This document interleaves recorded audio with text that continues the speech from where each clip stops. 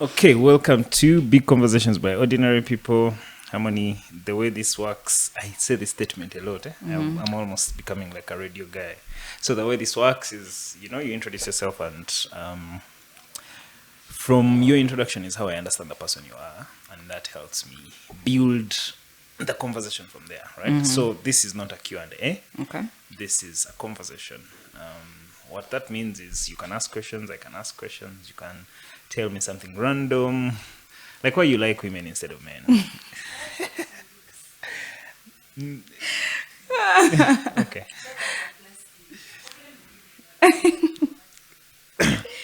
But yes, please introduce yourself and welcome to the podcast. Welcome to Big Conversations by Ordinary People. Thank you so much for having me. My name is Harmony Muhwezi. I am born and bred in Uganda. I'm multifaceted, so I have done quite a lot of things in different areas. Specifically media, where I started in 2013 as a chef on TV, on Urban TV. You're a chef on TV? Yep. That was one of my very first jobs, actually. Yeah, and so that actually propelled me to, explore more opportunities in that department. So 2013, I'm a chef on TV. 2014, I joined a cooking school. 2015, I come back in a Culinary school. Culinary school. And so I come back through music this time, and that's through a music competition. But actually, I got the job on TV after going for Coca-Cola Rated Next, because that was 2012. And then 2013 is when I get on TV as a chef. So from then on, I worked with different TV stations. I had a show on NTV for a little while. Which one? About Town. About Town? Yeah. I thought Tricksters. But About Town. It used to be an evening show. So you take us about town? No, I would actually be inside the studio. My crew would go around town, and then I'll just really talk about it, It was a very short segment for the evening. I would say 2015 is now when I come back again with another music competition, Akon's music competition. Which one's that? At Elta Trust Music Star. At the time, I also started practicing as a private chef. And I was singing in a band. I was all over the place in the best way. Fast forward to 2017, I come back to TV as a chef still on Magic One HD. I had a show called Kitchen Hacks, and a lifestyle show called City Magazine that I was doing with Sheila Salter.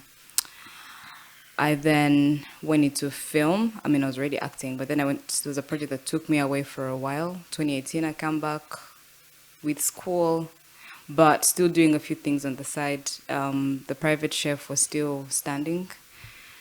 2021, I come back as a radio host on RX Radio. I had Monday to Thursday and Sunday show, 8 to midnight. So I did that for a year and a half. 8 to midnight had Omara on it, right? No, he was morning. Yeah, Omara was morning, because then I was housemates with him. Mm-hmm. Okay. Then I did that. So, here I am. So like I said, I'm very, very multifaceted. I have done quite a bit of everything that I can to find this money in this Kampala. You do this for money? Yeah. Obviously, there's passion, but we have transcended doing things just for love. We need to eat. The economy is tight. So now, if I can make money while doing something that I love, then why not? Sounds like a win-win to me. Have you made money out of the creative space? Do you feel like you have made money? I think to live above average? I think I have. I've had my ups and downs with that. I've been lucky with certain productions and unlucky with some.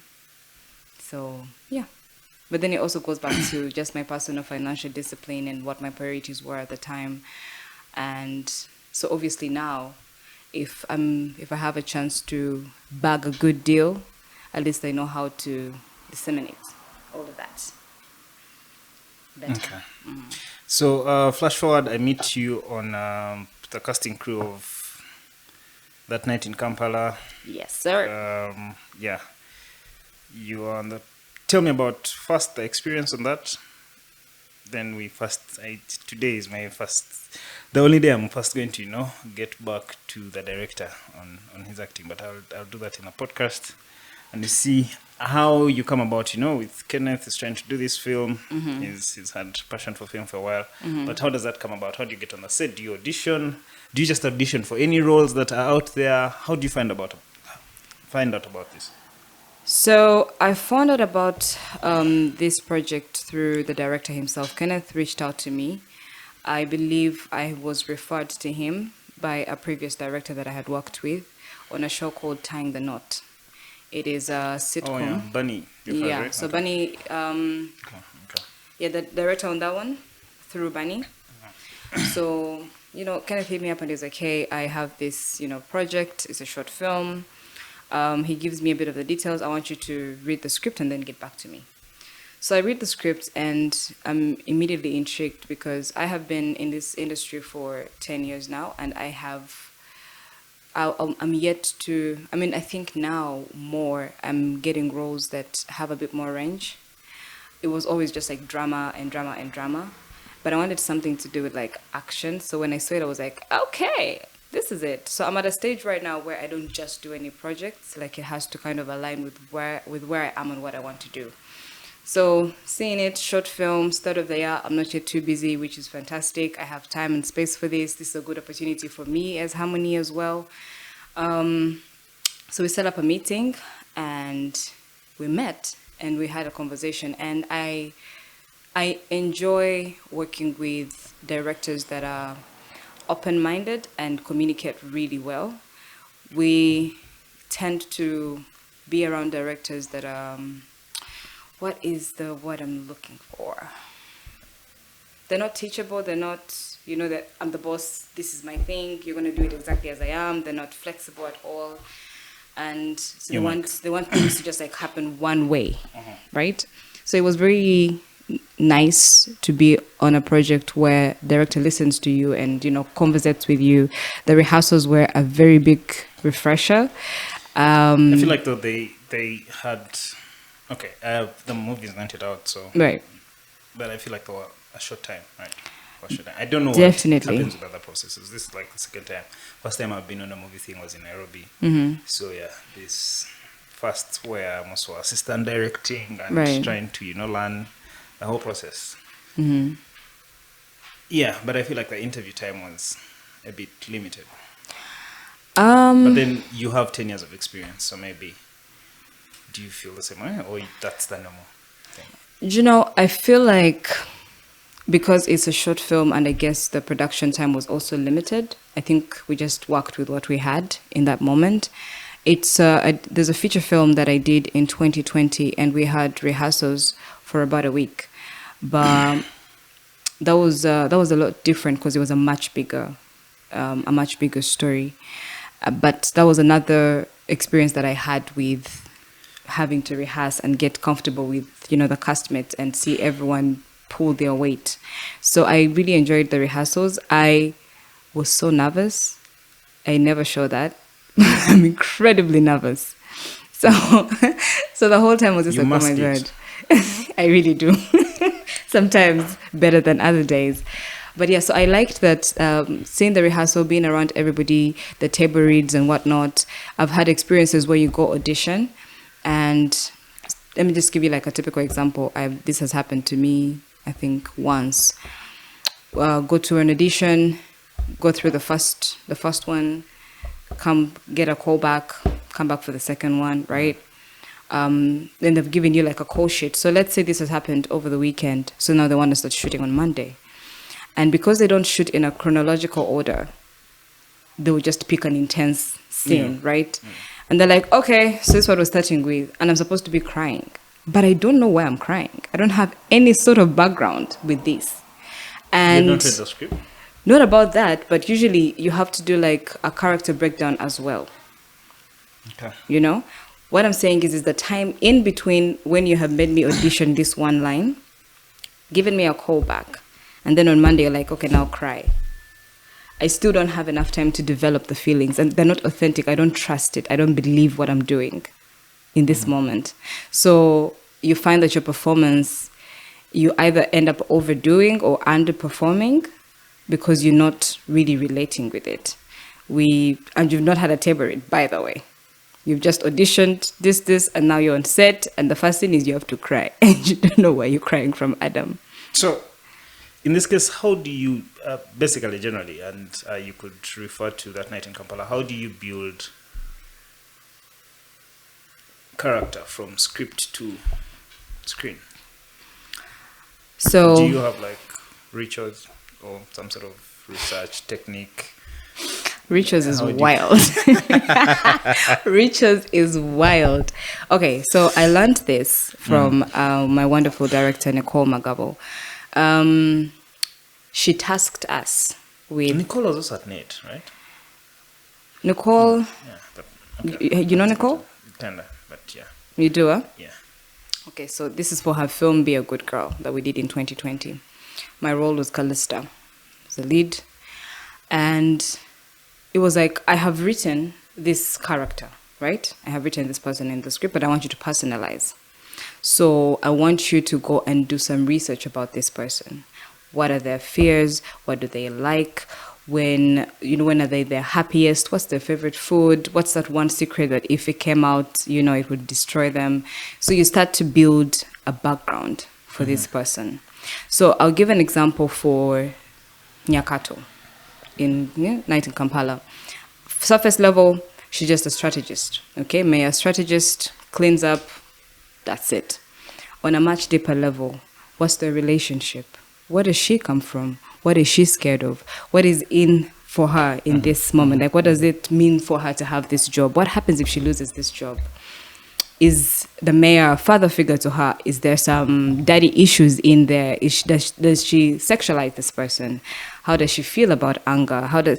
You have to go so deep in there, and that helps you to deliver your lines and deliver your performance. Because now, much as it's still harmony there, but I'm embodying Nyakato in this moment, and I'm bringing her to life with her own story. How easy was it for this specific role for you to understand the story from the script, like the general story of That Night in Kampala? Yeah. I like political drama. Okay. I'm very intrigued by it. I have always wanted for a chance to be on a set like that. So for me, what first captured me was my general intrigue of it. I was very curious to see how it's going to be executed. I was very curious to see what the rest of the cast was like. So it was a very... Okay. Had you worked with any of the other people? No, I hadn't. All right. It was my first time with them on this set. But you had worked with a producer, right? Yes. Okay. Yeah, on tying the knot. Right. So it's easy in the sense that I love House of Cards. Have you watched House of Cards? Definitely. I love House of Cards. Oh my God. I love it so much. I just don't understand why Frank would have to kiss a guy in it, but everything else was good. Okay. That is all that's... Wow. It still bothers me. It was some misplaced scene. But I get the thing with Netflix. It wasn't. It's actually no. It was. I think it's even less about that. I think it's more about a power dynamic. Like, there's always a way that they want to depict a very strong person in their weakest moment, and in that moment, to know that he's somewhere at the staircase kissing a guy. Yeah. Like, first of all, I love that I even know when this happened. Kudos to me. But we shall come back to But they killed season 6, right? They killed season 6 after those rumors came out, about him. But I think I love how he carried the show, because when you look at the trajectory of that show, if they had just given him that position that he wanted in the first place, I don't even think we'd have a story of House of Cards, because that is all he wanted in that moment. Like, that is all he was set on. And then he became incredibly ambitious and said, you know what?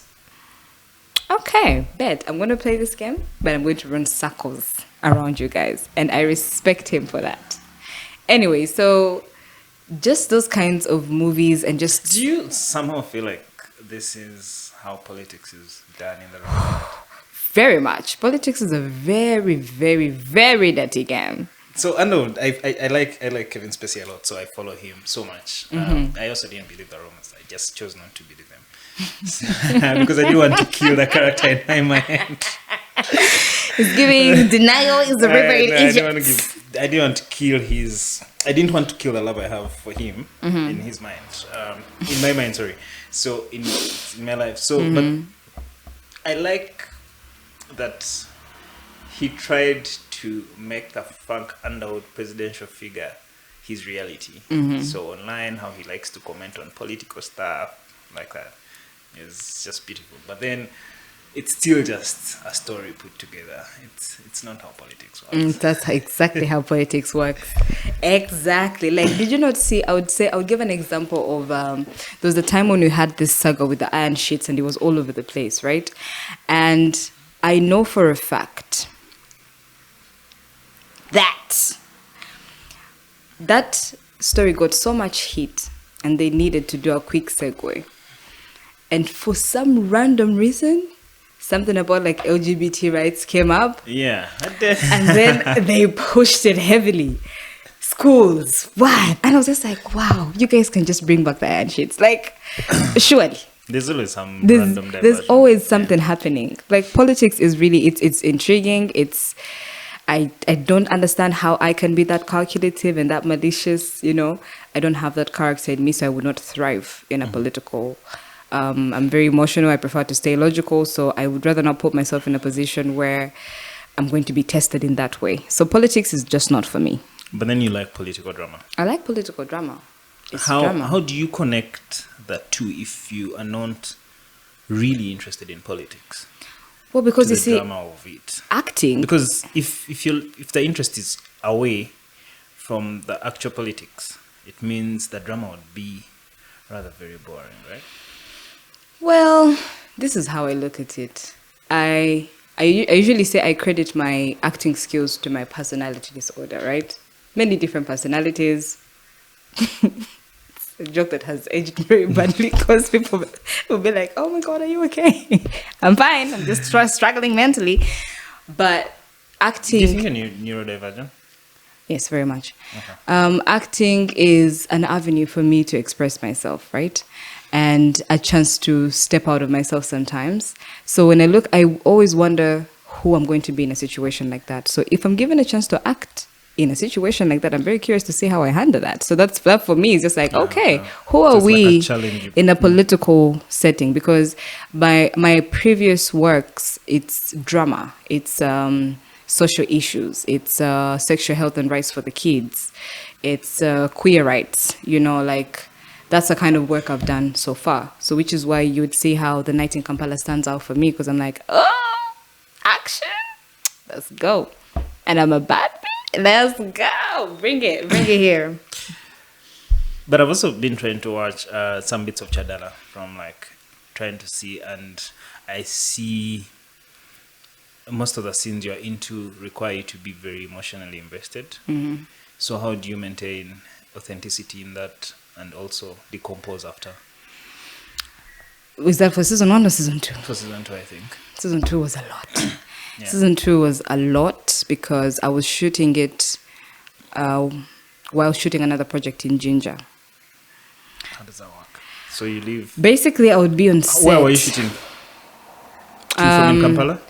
Chadala was shooting at that East African University in Kansanga. I was living in Muyenga at the time. And then I would basically do 2 days of shooting in Kampala, jump on a bus, and then go to Ginger. Which buses go to Ginger? They had a coaster, Okay. like a coaster. So jump on the coaster, go to Ginger, shoot 2 days, come back to Kampala. And this happened because the whole time, because now with Chadala, I'm a lead. So I was pretty much in most of the episodes. And from Peketan, I was support. So by the time, I believe there's a scene that is among the very first ones when I'm being forced to marry. And I actually genuinely break down in the kitchen. But I feel like that day was also specifically, I had just come from Ginger that morning. And I was exhausted. Mentally, I had it. Like, I love production. I really do. I thrive. But it gets monotonous and it gets emotionally demanding. And I was just like, oh my God. And then the whole story, it was breaking me too, because I just needed to stay in that state of like defeat. And There was just no way out. Now, at this point in my personal life, I was also struggling with certain stuff. And so if this is like an avenue for me to do something different, but now I'm being told to do exactly what I'm avoiding, it was like, it was a lot. It was a lot of work. But how did you decompose from the set to back to your reality in such a situation where you are dealing with some stuff, but then also on set it requires you to be so much emotionally invested? Yeah. Well, for starters, that can go either way. You can either channel that into your performance. So that takes a bit of professionalism, where you have to get to set and realize that everybody's here. Everyone has sacrificed their time to be here. This is not about you. You have a job to do. So put your feelings aside for a sec and do the work that you need to do. If that emotion can help my performance in that moment, I am happy for it. The minute I get home, I'm quiet. Or even when, it's they've cut and they're, on something else, I'll step away from the set. Just go be alone in a corner somewhere, very quiet. So how do you balance visions? Now, you've said you've been on 2 sets happening on almost the same time, right? How do you balance both visions to fit into what the director wants? For both projects? Yeah, for both projects in the same time. How do you do like a mind switch, switching from this lead role to then someone else in the same period of time? I'm thinking in the same week you'd shoot these 2 things. Yeah, how do you balance that? How does your mind work? We go back to my personality disorder, first of all. But also, these particular projects were both under edutainment. So it was just, was supposed to be teaching. Because Mpeke Town, I don't know if you've watched Makutano Junction. Yeah, I watched Makutano Junction. So Mpeke Town is a rendition of Makutano, Ugandan. So our crew was all Kenyan, and then our cast was Ugandan. So it was a lot of agriculture. It was a lot of agriculture talk, agriculture education, how to make money, sustain yourself in the village, and all these things. The only strangeness about the thing about it is we're doing it in 2 languages, Luganda and English. Do you have a problem with Luganda? I sound like Museveni when I speak Luganda.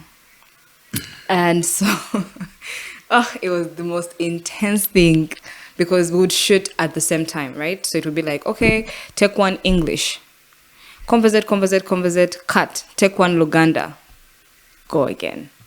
The same stuff? The same stuff. The same exact. And this was a very strict set. I don't think I would pull that off. When you say strict, what does that mean? Let me tell you some. We had penalties, okay? Because we were at this set where we had food provided, accommodation, everything.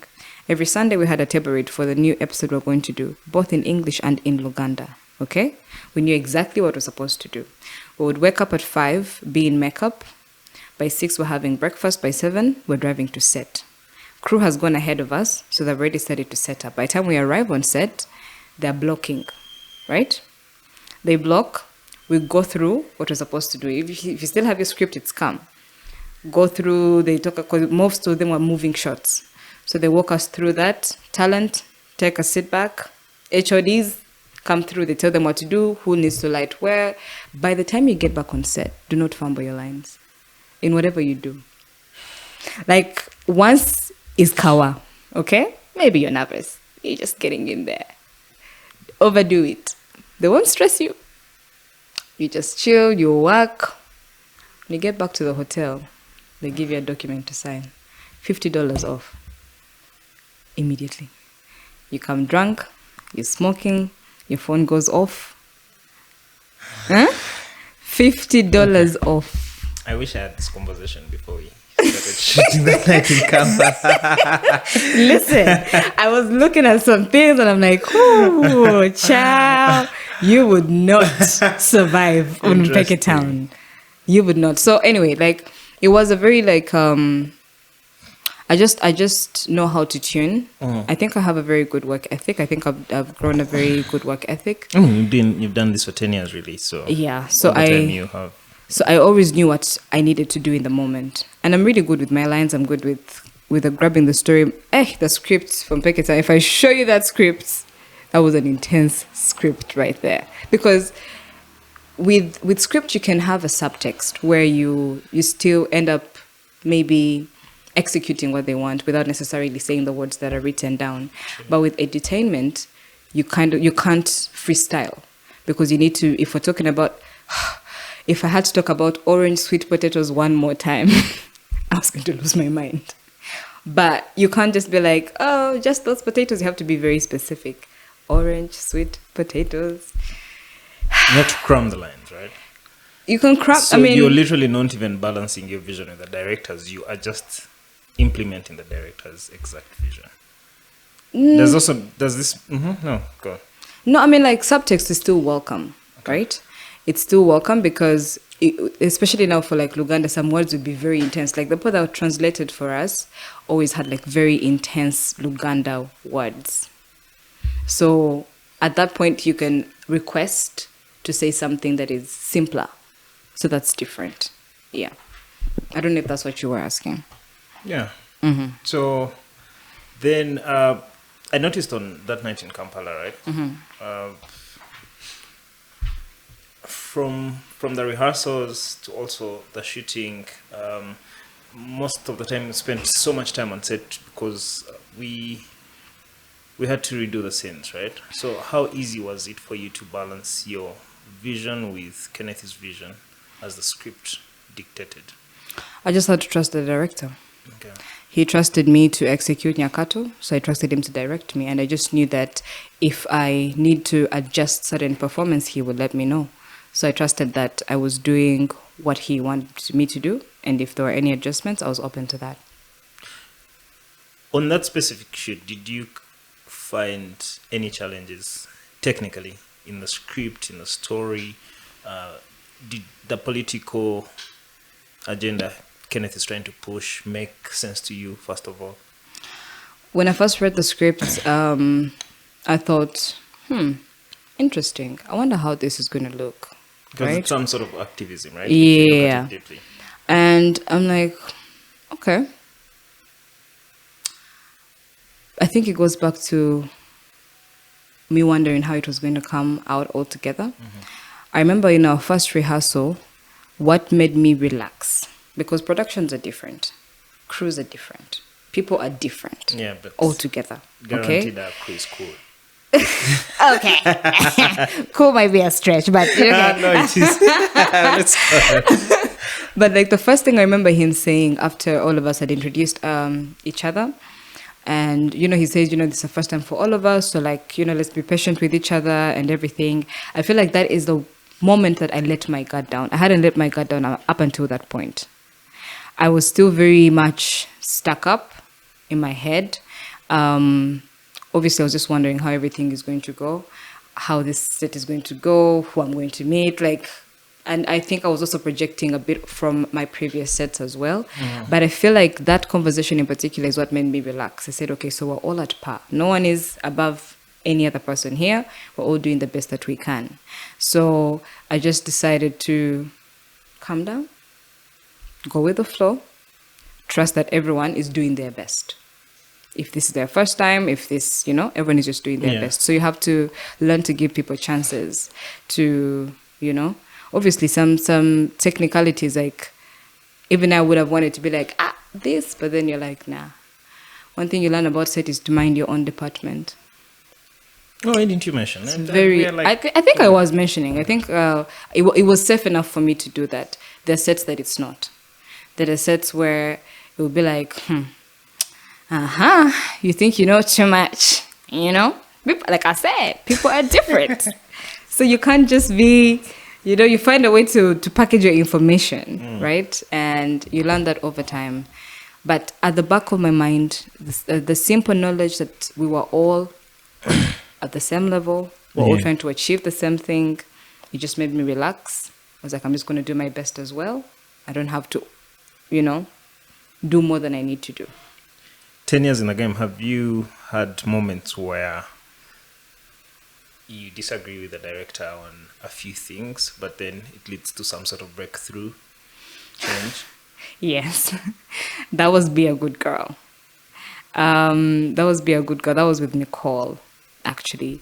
The script went through so many different variations.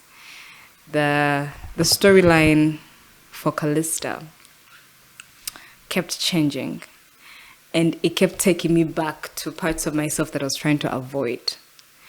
And What parts of us? depression, you know, So, like I wait, said, it's an avenue to just like be something else, you know. Okay. I could be having the worst day. If I step out of that house, you will not know, unless I want you to know. You will not see me sweat. And that's just how I've learned to protect myself. So in different ways, acting is also like an avenue to be something else. Okay, so in this moment, I'm not harmony, I'm not stressing about this. I am Nyakato, I'm a badass, I have a gun, listen, okay? This sounds like a good reality for me to thrive in right now. That's how it works for me. So with Nicole, we struggled first with the script because it kept demanding a lot more emotion from me, and yet the storyline for Callista in the very first script was just like, yeah, she's queer, but like she's not suffering. Okay, she's got a good job. You know, she's figuring her life out, and towards the end of the script, she's going through it, and I was just like, oh my god, this is what I was avoiding. Like, my dialogue kept getting less and less and less, and so she's just focusing on just me being in the moment and not talking. So we struggled a bit with that, and then our very first day of shoot, we start with like a prom scene, and we had to stay in high-heeled shoes, like they were like stick like this, and it was so stressful, and we could not take them off. And I think for her it's a thing of like you have to walk through the pain, and I'm like, I love a challenge. When I was in the audition room, I was like, yeah man, like I love a challenge, let's go, challenge me. She said, say less. Woo, boy was I challenged. I was challenged, but she always created a very safe space for like creative differences. She just like okay, how do you feel about the script? How do you feel about Callista being in this moment? Like, what does this mean to you? Okay, so how can you bring it to where you think she should be? You know, like she gave me so much space to just experience the script and and to bring it to life. So I think that's the only person that I have clashed with. I think otherwise I just stay my course and do what I need to do. So, when I used to watch Nigerian movies when I was growing up, for some time, it was mandatory that you'd watch them. The maid would be watching them the whole time. So, yeah, you'd get hooked. Nigerian movies and soap operas that were meant to, because then I had to record them for my mom if she's coming from work and stuff like that. I realized, though, that most actors, right? Because in the beginning they were not like such a variety. The same people would be in different movies. The stories would be the same: love, rich husband, cheats with some broke babe or maid or stuff like that. Some chick wars, some witchcraft going on also. But I realized the same characters, right, would return for almost the same specific roles. Netflix has it too. This guy who acted as a detective in Breaking Bad. The one who is shot later and buried in the desert. Hank, right? He right now he gets a lot of detective roles, by the way. Whatever his movies also. This is a new movie that has this guy. I forget the title. So, but I realized so many of the like Patience Ozoko, right? Right. She got eaten up into that role of, she's a witch. Yet, in actual sense, she was actually a pastor in real life. You get the contradiction. I did not know that. Yeah, she was like a pastor in real life. No way. Married to a pastor herself, but playing the witch thing. Right? And like it's almost like you would read it off her face. She's a witch. This is the embodiment of what a witch looks like. Have you experienced that where you're eaten up in some sort of role? Because the other roles where I've seen you, you still playing the lovey-dovey chick, right? So does that eat you up in real life, in your relationships? Is there such a thing? Or acting is acting? Even though, by the way, for best actors, so to be a good actor, the thing I realized from Kenneth's direction was to be a good actor, first of all, you stop acting, right? And then be yourself. So this means that to embody such character, you become that person. So is there a way where acting is affecting the person you are? I think I see what you're trying to get to. First, there's something called like atypical actors, right? So what you've just described, Patience Ozoko, embodied stepmother, just straight up evil. Straight up evil, exactly. Yeah. Became her identity, and she pulled it off. Okay. Even when she would act as a nice person, people would be like, it would be fishy. She would not say it's not giving what it's supposed to give. True.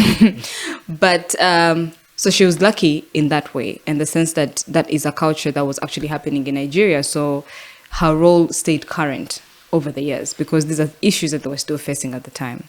Now, I have had situations where people say, like, people that I'm intimate with, and they would say, but when do I know when you're acting? I'm like, first of all, I'm not acting. That's number one, okay? But if you think that, then I guess I must be a pretty good actress.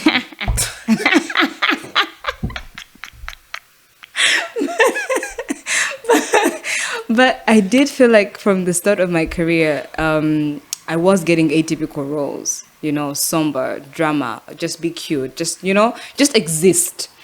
And I never really got roles that were pushing me to do something different. And that was until 2020, I guess. So I don't consider myself an atypical actor. I feel like for sure there's so much I have yet to explore. And I'm very open to it. So, yeah, I think that's just me. So when you look back at the 10 years, where is that pivotal moment where, you find it in you and accept that you're going to act? More so from this part of the world where it's not even glorified. The money is not money. And of course it is. The Nawisos are getting money, can afford to fly out the whole family to the US for a vacation. So it's paying off definitely. But some people are. But yeah, so first of all, when you look at our parents, right? So right. It's hard to have big sports guys because a parent would rather prioritize education over sports, even though if you prioritize sports, it would pay that much, right? So it cuts across into the arts as well. I know a lot of talented guys whose parents would have, if they had decided to support their talent, they'll probably have benefited more than from whatever is happening in their lives right now. But because they could not take that gamble, it's such a big risk to take because of so many things, governance, infrastructure, and whatnot. So for you, where do you realize that I want to do this acting thing and I'm going to tie down my 10 years and more to it?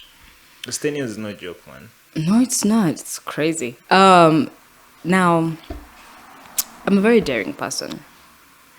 I love taking risks. Or are you just lazy because then figured, okay, I could just, go and be in camera. What makes you think acting is lazy? It's not. It's not at all. It's not, because you have to come a whole script.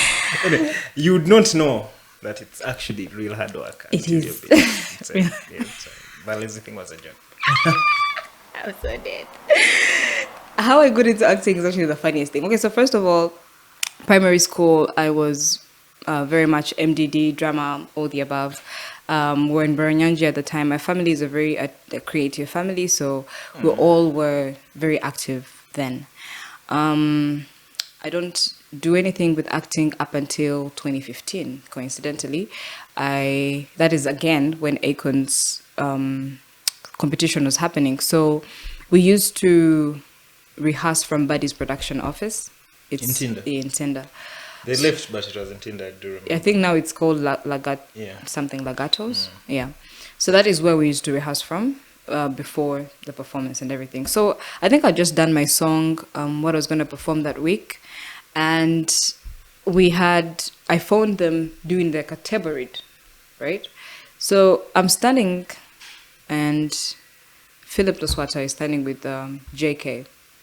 And so they call me and they just say, can't you act? I said, act? Like, wait, why were you there again? I was there to rehearse. For an acting role? No. for singing. For music, oh yeah, for sure, music. sure. And then so they're like, can't you act? And I said, act. Of course I can act. Didn't know if I could, but I was like, of course I can. Okay.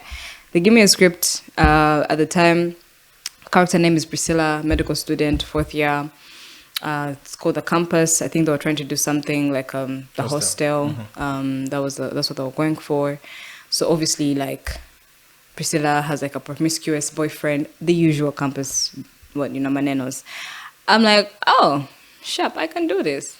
So I think I read through a couple of lines and they're like, okay, I guess you got it. Bet, okay. So we start shooting. That was my very, very first set in life, actually.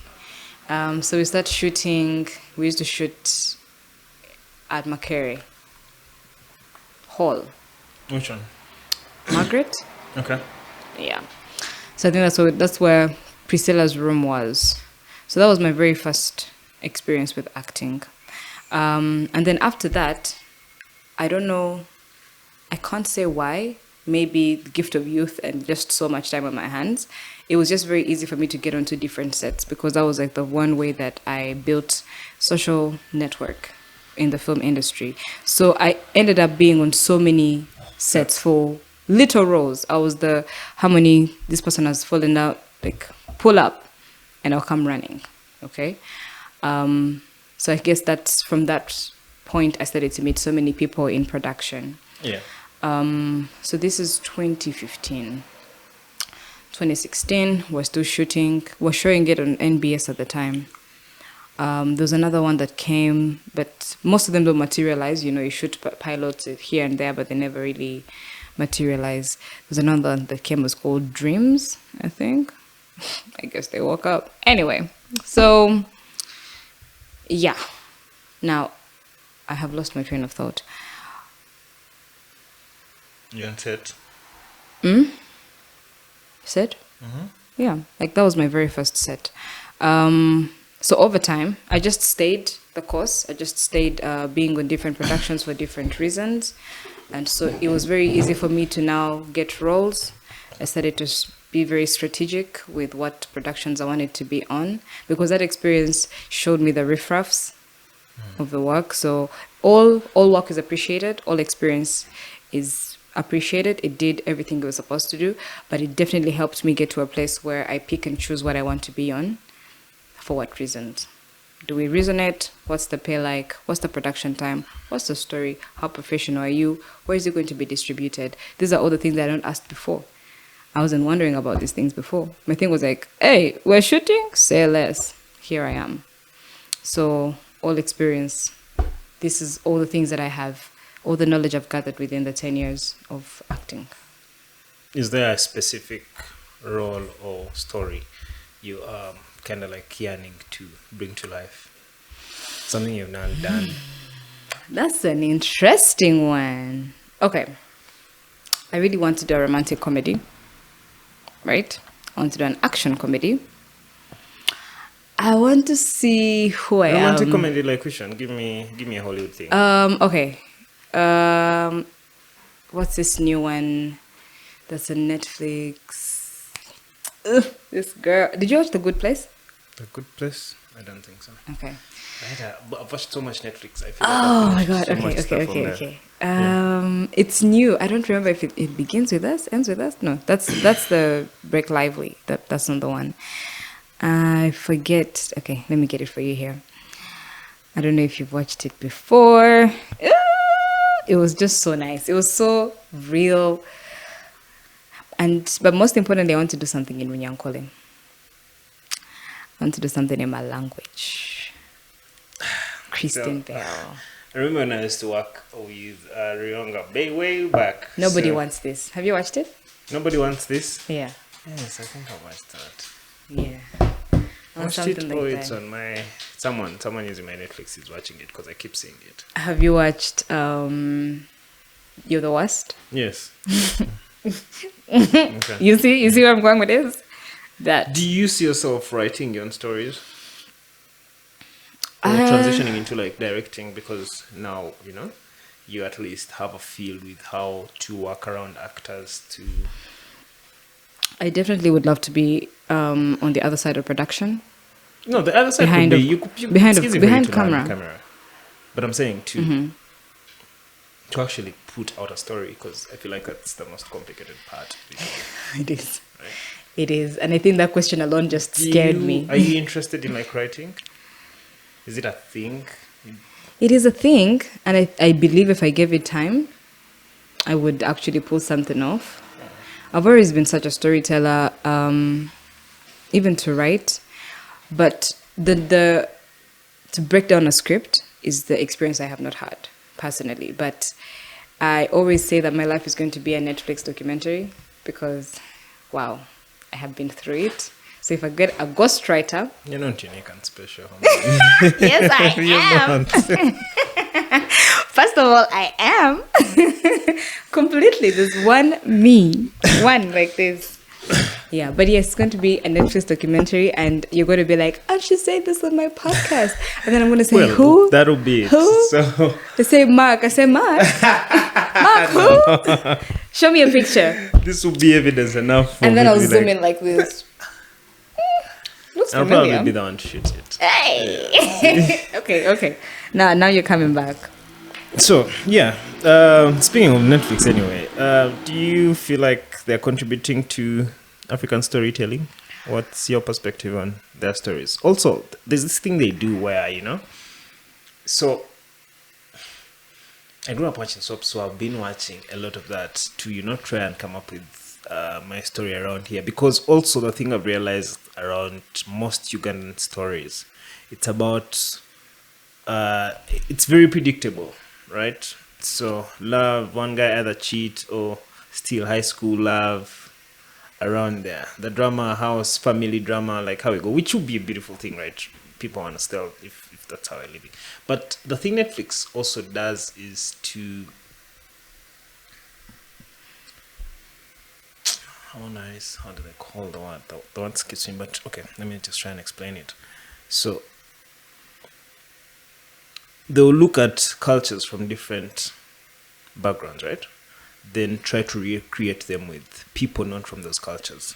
So it kind of like dies. Also, they have like agendas they would want to push, yeah, because probably there's money. I don't know if it's like agendas or they want to bring this whole new world order to so many things. So you'll find I've been seeing some hardcore like Mexican things where there are gypsies there and they're trying to fix in a culture that is not theirs. If you're to read the Egyptian history of the Mexicans, so you see that, okay, I see that you're bringing the money and trying to tell a story, but also you're forcing some sort of identity to this background that's not there. How do you feel about Netflix in general anyway? Do you watch a lot of stuff, by the way? I do. Not you, Kwanshu, but first I do. take my take on that. I'm going to give you an example to help explain best what I want to put across. You see, when we're watching Marvel films, and they're like, the world is ending, but only in the US. Never to see Africa suffering. How? How will it? Superman is coming down to DC to save the world, right?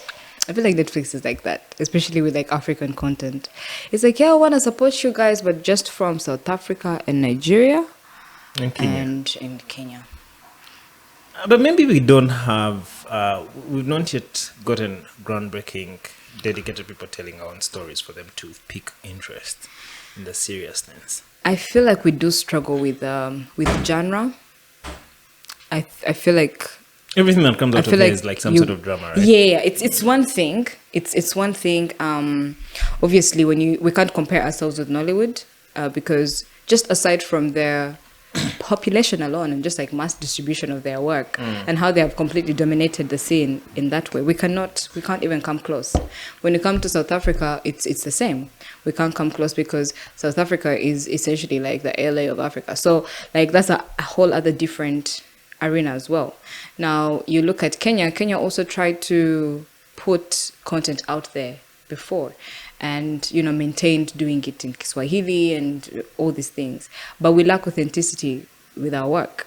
So it's very hard to fight for us. sometimes. We don't consume our own work. We don't support it. We don't promote it. Okay? Okay. Now, Power Magic Prime is what came and said, now we're going to try to push Ugandan content as much as we can. And true to its word, we had people that are watching and consuming our authentic content, which is fantastic. I love Mizigo Express. Like, it's Crisp. like there are things that they're very much okay. Well, the stories are far-fetched sometimes, all round, but they are easily their reality. Okay?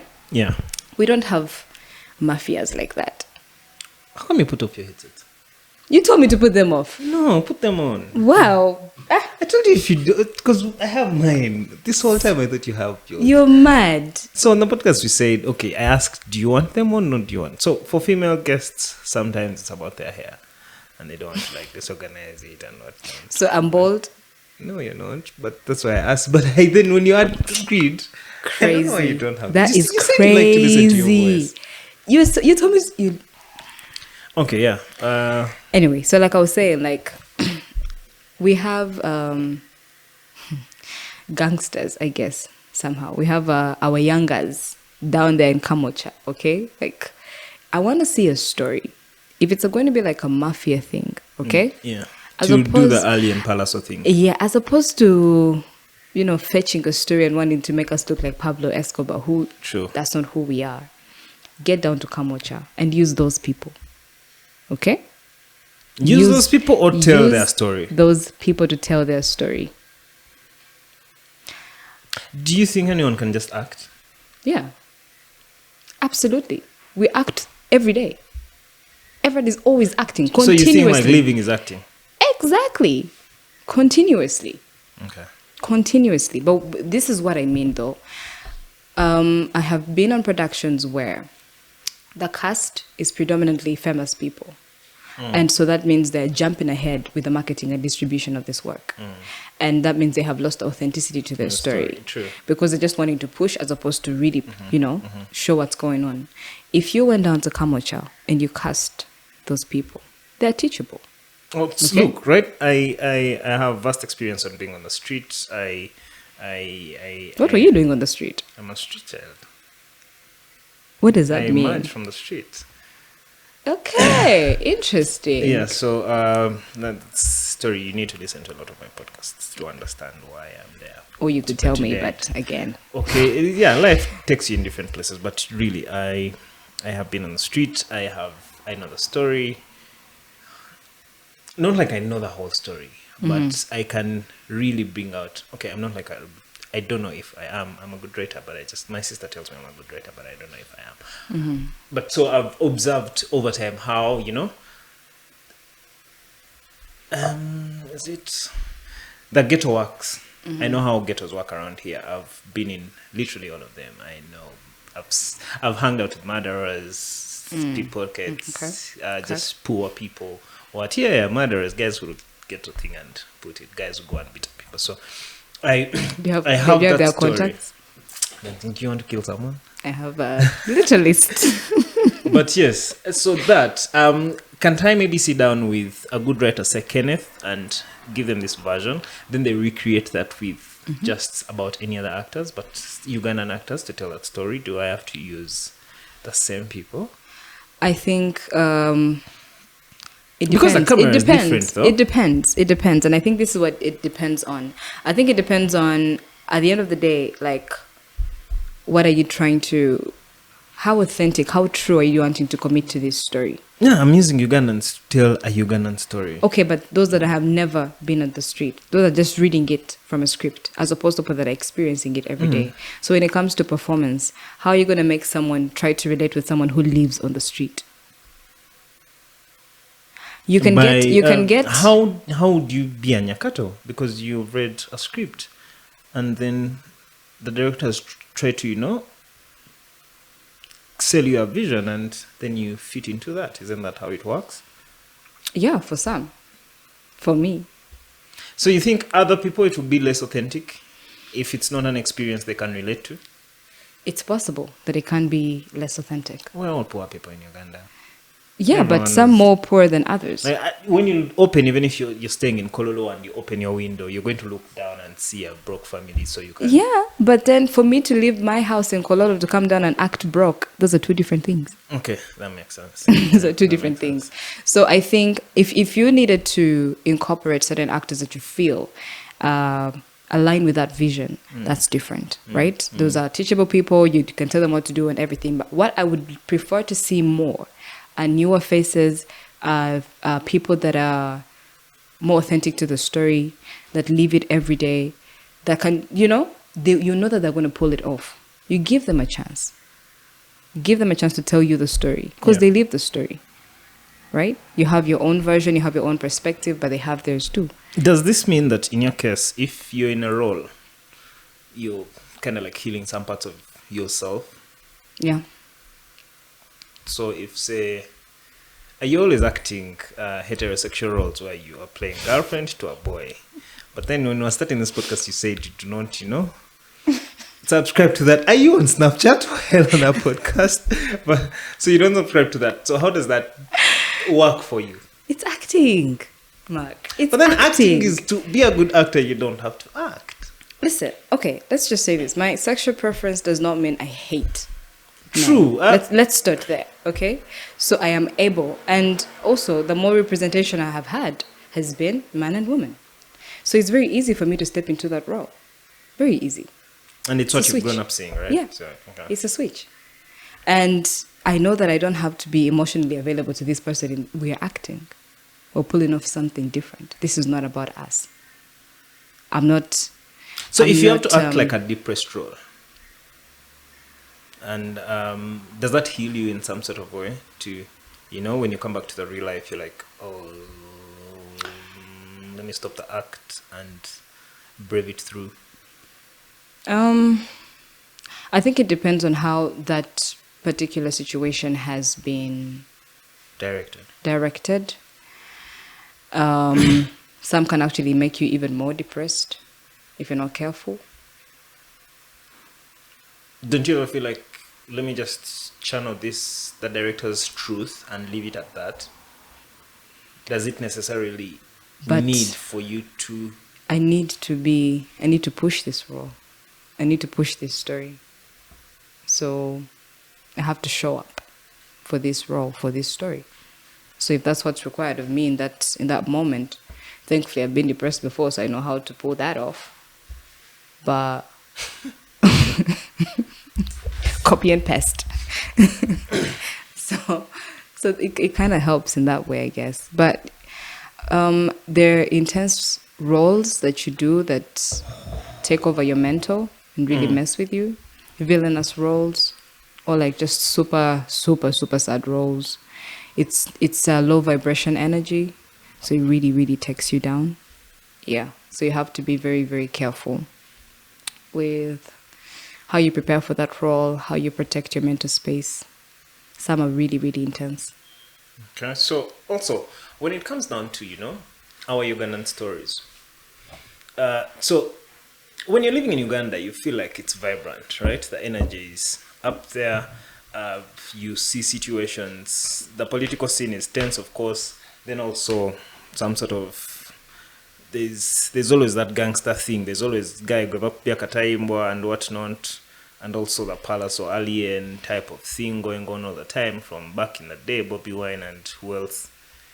But it feels like in all the stories that get published, right? It's the same stuff. Have you been in a situation where you felt like this is it, this role and this story, this is exactly how and why our voices matter. This is what the world should consume. Mm-hmm. Which one? I don't think we have a lot of politically inclined film.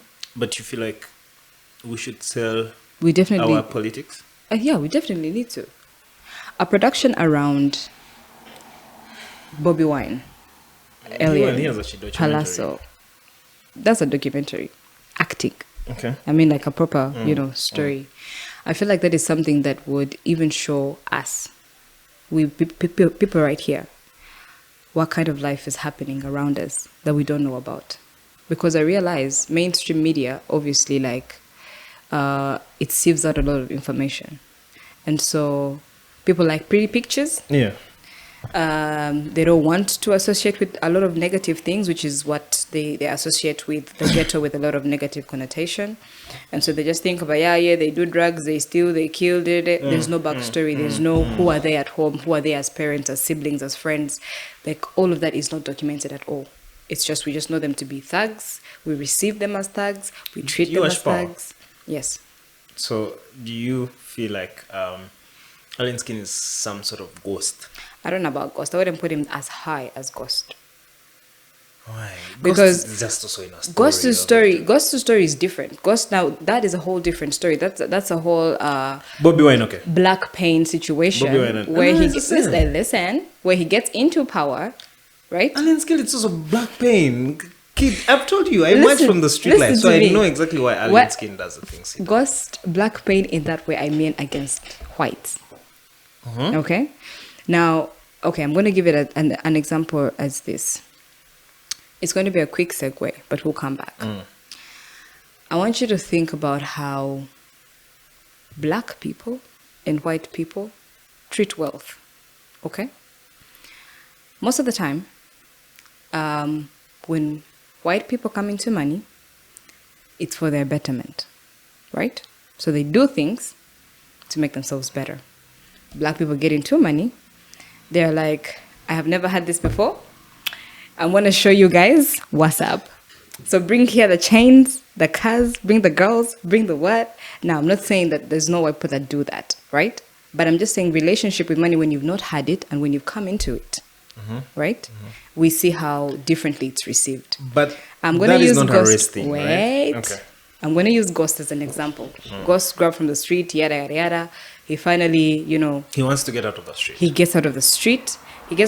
Now he wants to live the American dream. And the American dream means he's going to be in a penthouse. His kids are going to be in a nice school. He's going to run a prestigious club. You get me? Like, he's now in a place that he has always dreamed. Man, if I get there, this is what I'm going to do. That is how I see Ghost, right? That's different. That's why I say for Alien Skin, I would not put him as far as Ghost. So, Alien Skin, first of all, comes from extreme poverty, right?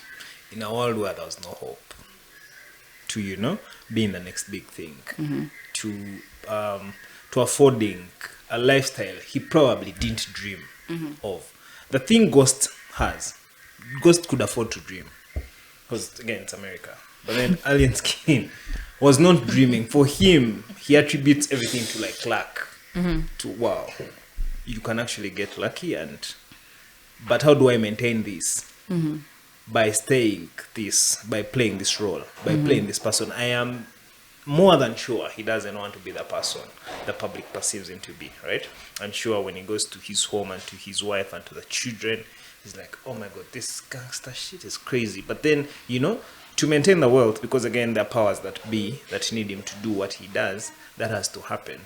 So that is the story. It's to me, it's the same thing. It's just getting out of extreme poverty, and then when you get to what quote unquote is I've made it, you just don't, you cannot control how to keep there. So there are very many powers that play, and that's the same thing with Ghost. So I can see the relation. Yeah. I feel like in Alien Skin's situation, it's one of those, yes, it's an overnight success, right? Much as you've been doing the work, overnight successes don't mean you've not been doing the work, right? You've just been doing the work, and now you've gotten a big break. So you're an overnight sensation. And one thing I know about the kind of loyalty these people have to each other, because obviously they have gone through life together and these journeys together and everything. The minute they break, they want to take everyone along with them. And they mean well, right? For them, they're like, me, if I get this break is for my people. But what I have learned about spirituality is you don't take everyone along when you have your blessings. Not everyone is meant to come with you. So I'll take it back to the spirituality. Yeah. But You have to, like, not everyone, and I learned this the hard way, where it's like you get a good thing and you're just like, oh my God, you know what, like, let's go. You don't think about it too much, you're just like, let's go. But you don't understand what has changed now that you have become an overnight sensation. Now you have attracted a lot of evil eye. Now you have envy. Now you're not safe anymore. So now you're fighting to bring these people along with you, but they're also fighting you.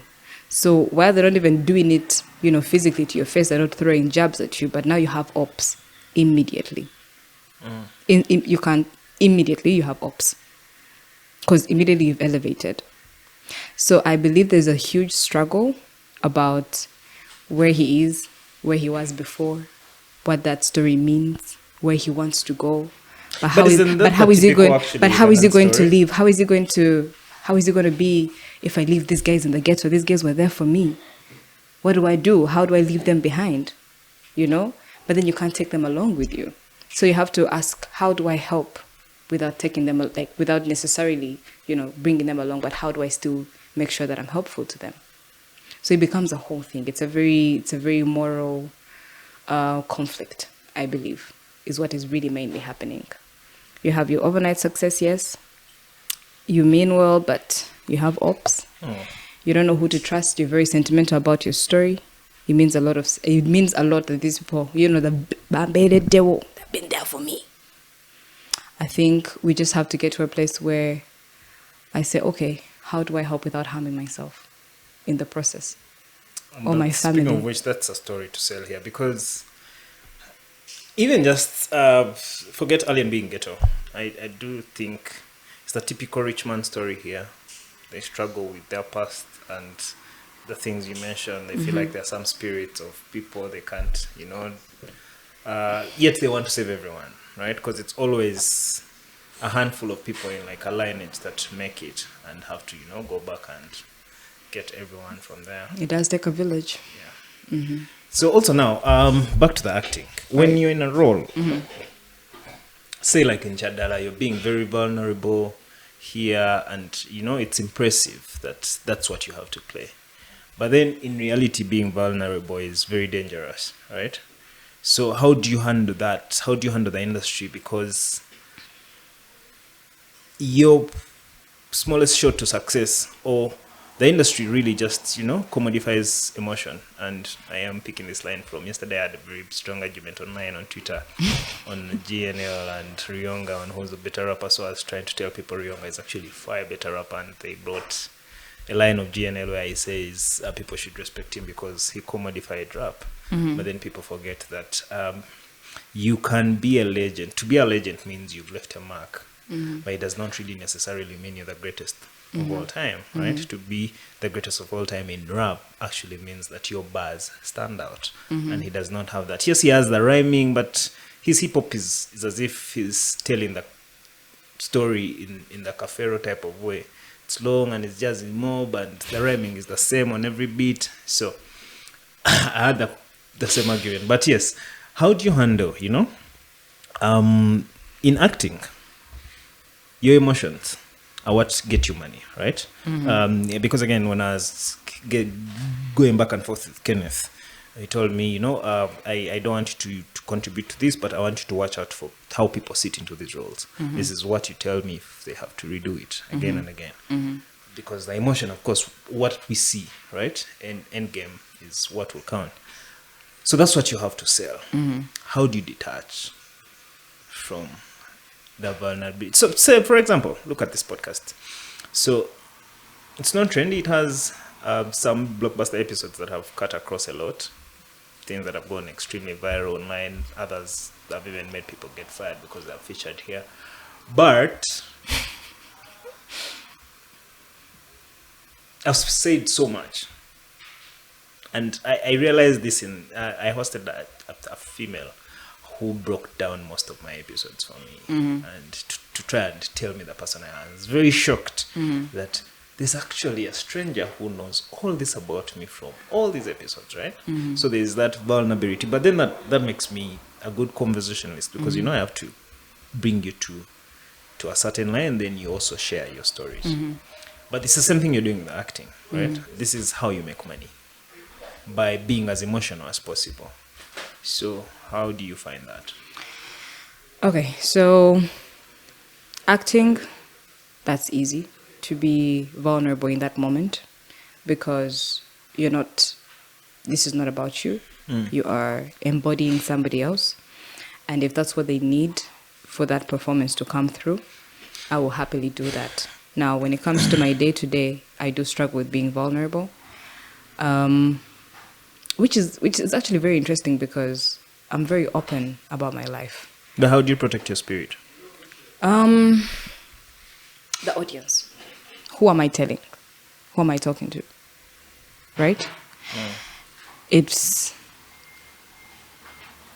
Okay.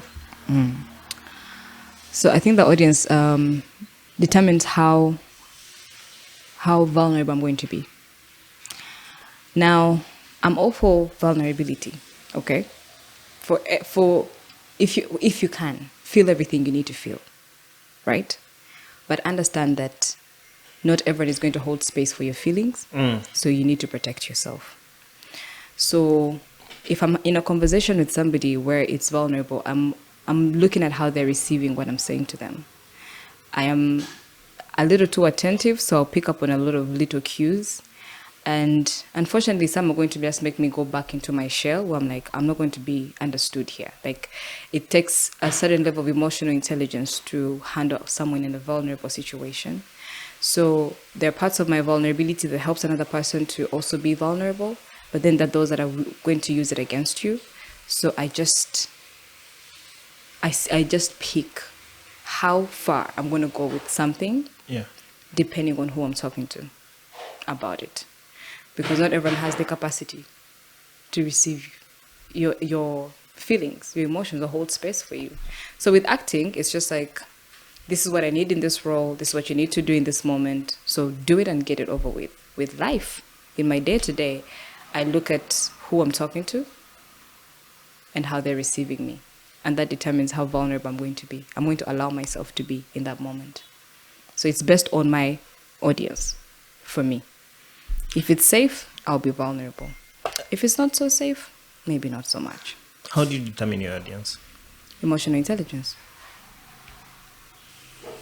Like, don't just throw around these words, explain them. You can conversate with someone, and But you're acting, so you do not know who is going to consume the product. What do you mean I don't know who's going to consume the product? Do you know who's going to consume that night in Kampala? Hopefully everyone. Global. Okay, So, hello. okay, We're going one world. So if your audience is everyone in Uganda or globally, how do you then... Because, look, you have to see through the director's vision, right? Right. But also, you have to protect your spirit. I mean, it's there you do not know. I don't even think you have to care about the audience when you're acting. That's why it's different. That one is different. This is work, okay? And if this role demands that I'm vulnerable in this moment, I have to do everything I can to execute this role with ease, right? And it's not even about me. It's not even me. I'm embodying somebody else.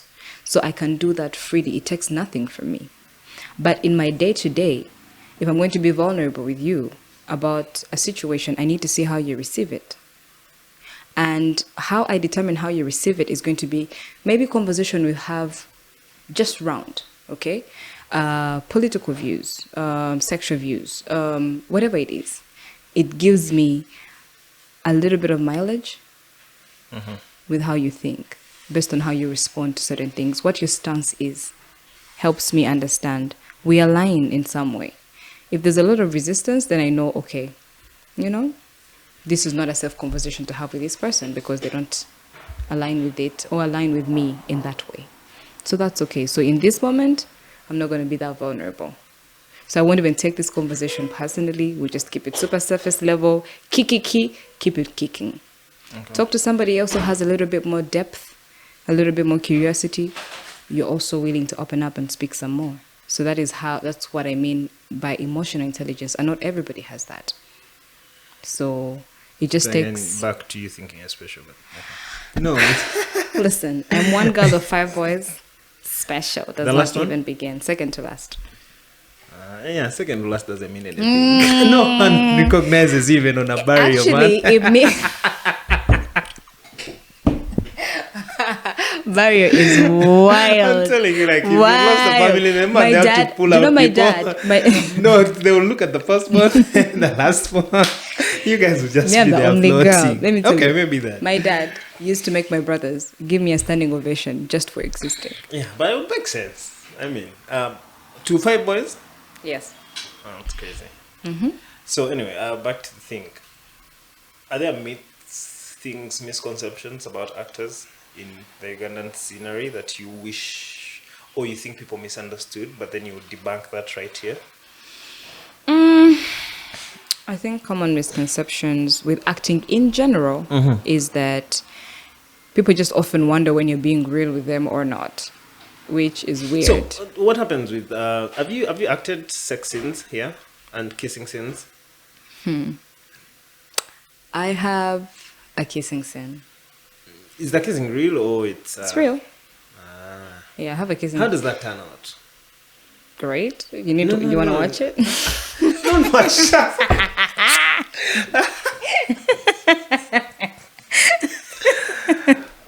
How is that? After cut, you both realize you just acted, right? Yeah, because I mean, but also in a situation where, say, you are in a sort of relationship at home, have you experienced that you actually have to tell your partner that this is my job, but to do my job, I have to be like Adam 22. Do you know Adam 22? The guy the porn star who let another man and do the thing with the wife, and it got popular. But he does it. But it's his job. Also, the wife is a porn star, so it's crazy. But yes, Jesus. Okay, something like that, right? that is quite a family. How does that work out? So, more professional sets usually have intimacy coordinators to help you and your other actor get into character to pull off a scene, right? I've had 2 intimate scenes that I've done before. First was a simple kissing scene. The set of it was intense. It was National Theatre. I don't know if you've been to National Theatre, Yeah. the dancing studio with the mirrors and whatnot. So you see how for the night in Kampala, all the crew is behind the director. Picture that and then some. So everybody's there, and you have to do this not once. Wide shot, medium, close over up. the shoulder. Everything is going on, so a whole lot of kissing is happening there. But I know, right? Do you like develop a connection with the fellow actor? Because look, right? You are human. Yeah. But I also have self-control. Okay, yeah. Like, no one says anything has to go on, but I'm saying that emotions are really something you do not have direct control over, right? How I feel about you is not something I can directly just control. I can mask it, but I can't control it. Okay, so that's fair. Yeah. But also as me in this moment, I just know that I'm working, number one. Like, I stay committed to the role. I stay committed to the story. They're working. They put it in their heads. Well, you know what? You know what? I think I want to try and, see what's up, okay? I want to see how I commit to that role. But it was very intense in the sense that, man, like, everybody's there is watching. But it's not nearly as intense as my self-pleasure scene that I had to do. Self-pleasure scene? Where? Don't worry about it.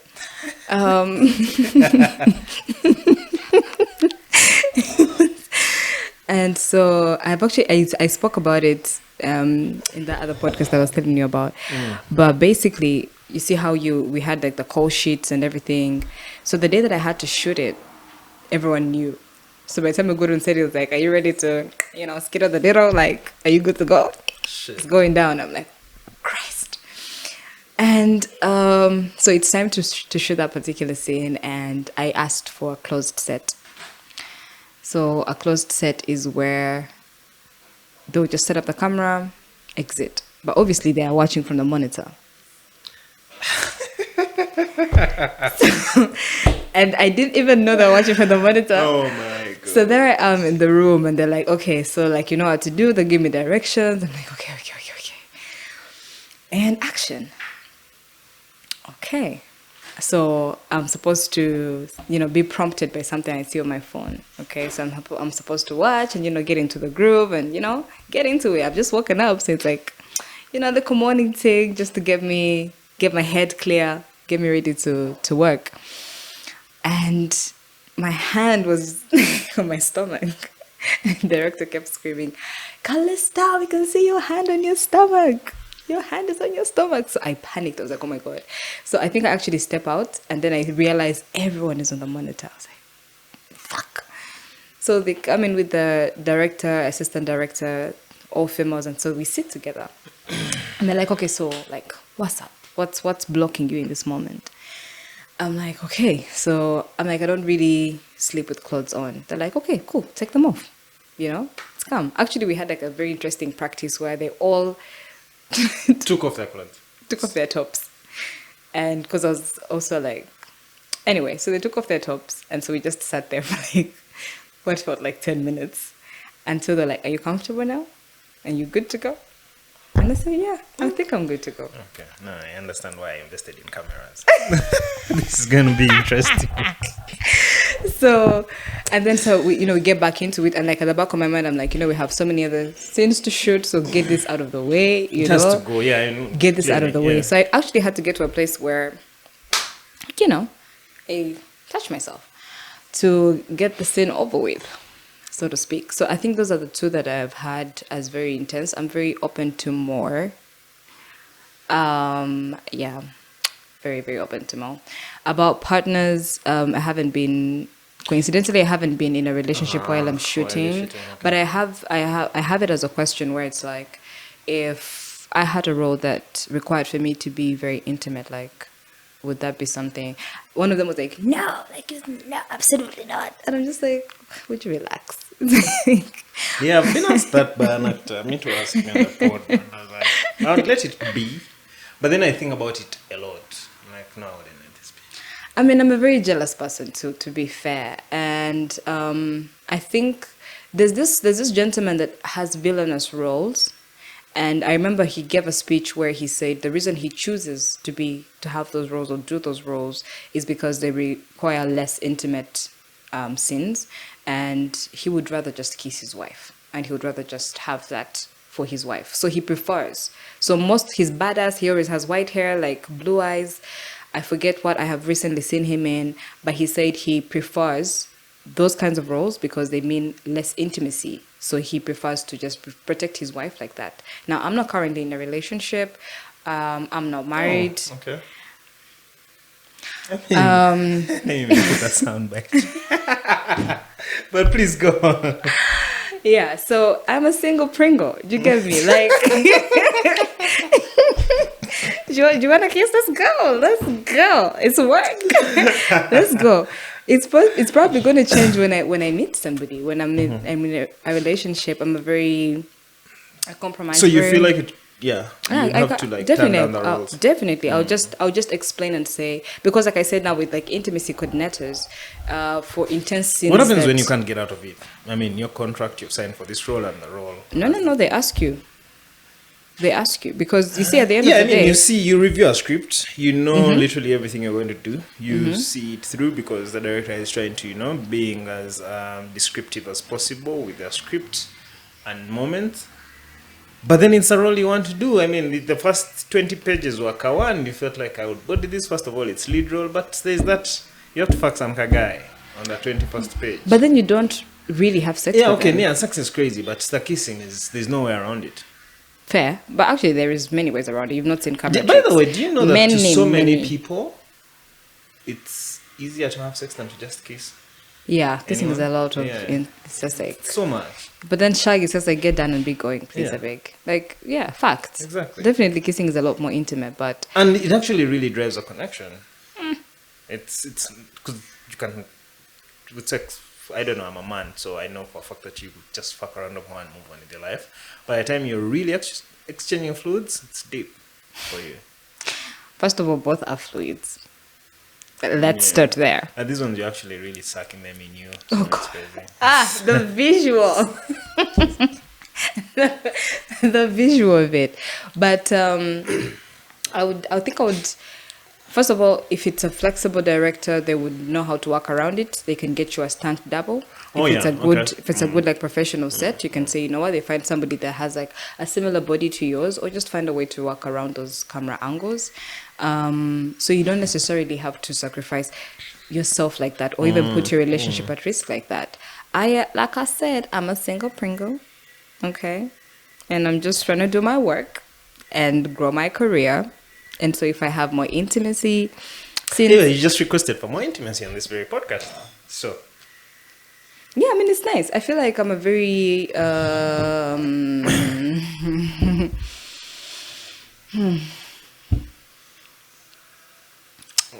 honey, no. No. No. No. But I'm very sexually open-minded. And I think I'm a very honest person, but the world doesn't really receive honest people very well. They would rather we just lie or hide, or, you know. So I feel like there's so much that has not been explored. let me ask you something else. So, Chadala, where you play? This is a happy conversation. Chadala, is the first time you're playing lead role, right? Mm-hmm. On something really, really huge, right? Mm-hmm. Yeah? Yeah, I mean, the campus was lead role too, but I don't know about huge, but yes. So, if your role, let's assume your role is like some sort of color, what would it be? In Chadala? Gray. Great, why?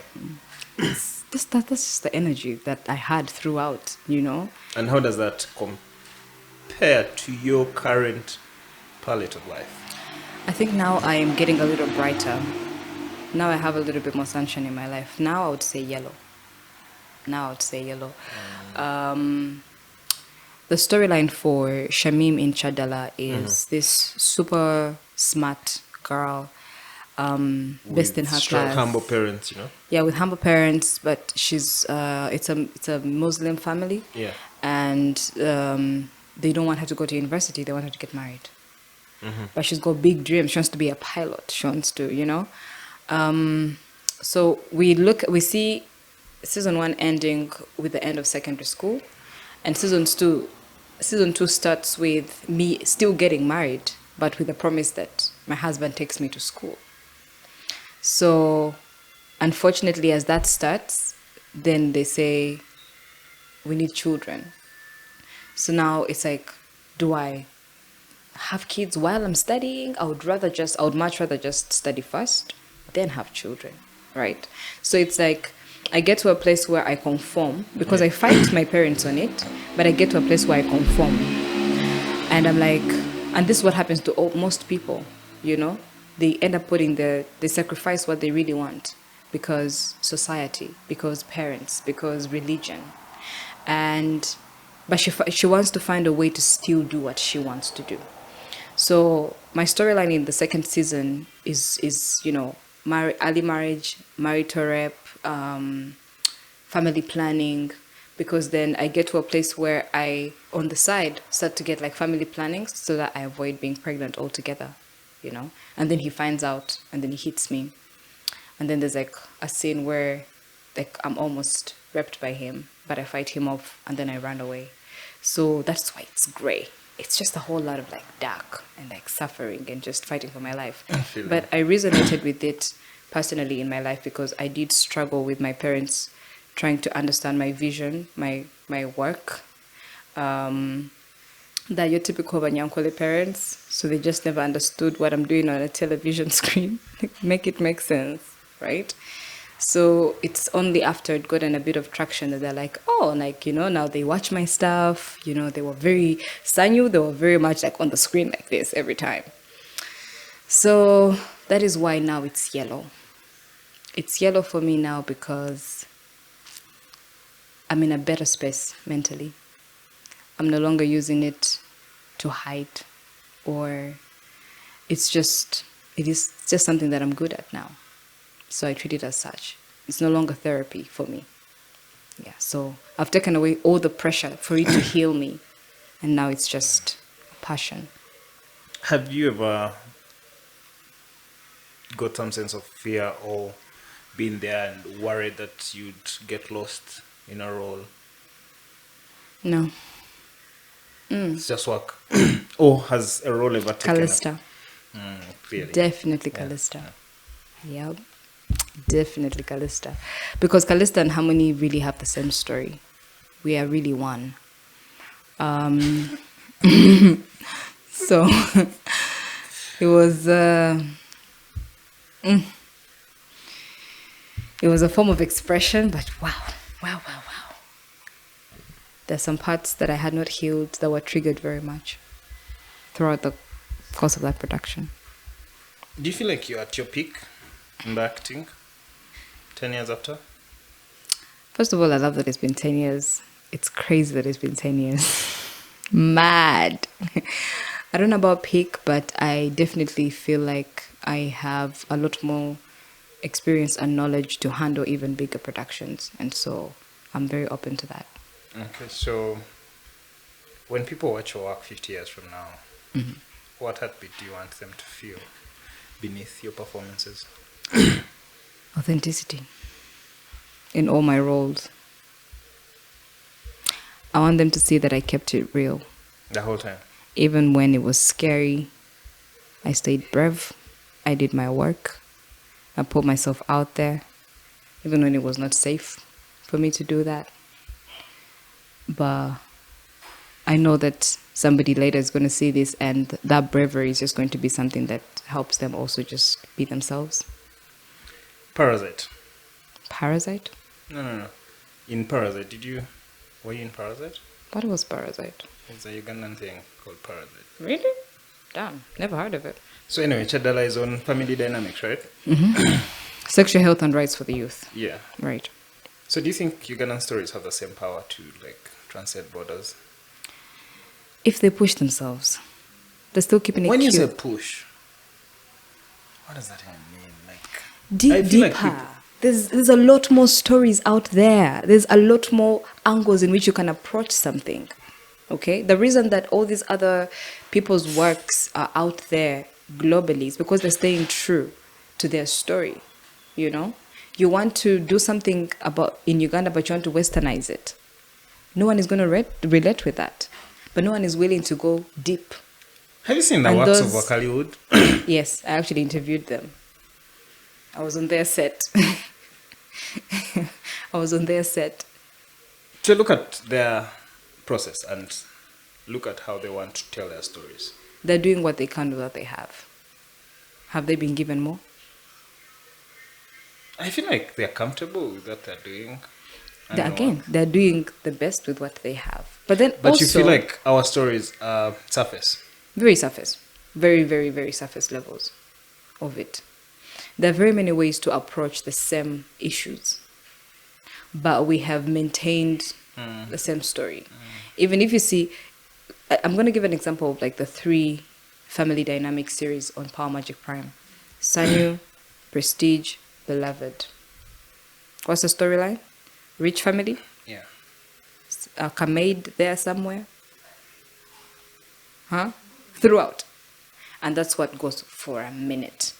Actually, I know for a fact that Sanyu is a rendition of a series called Selena from Nairobi.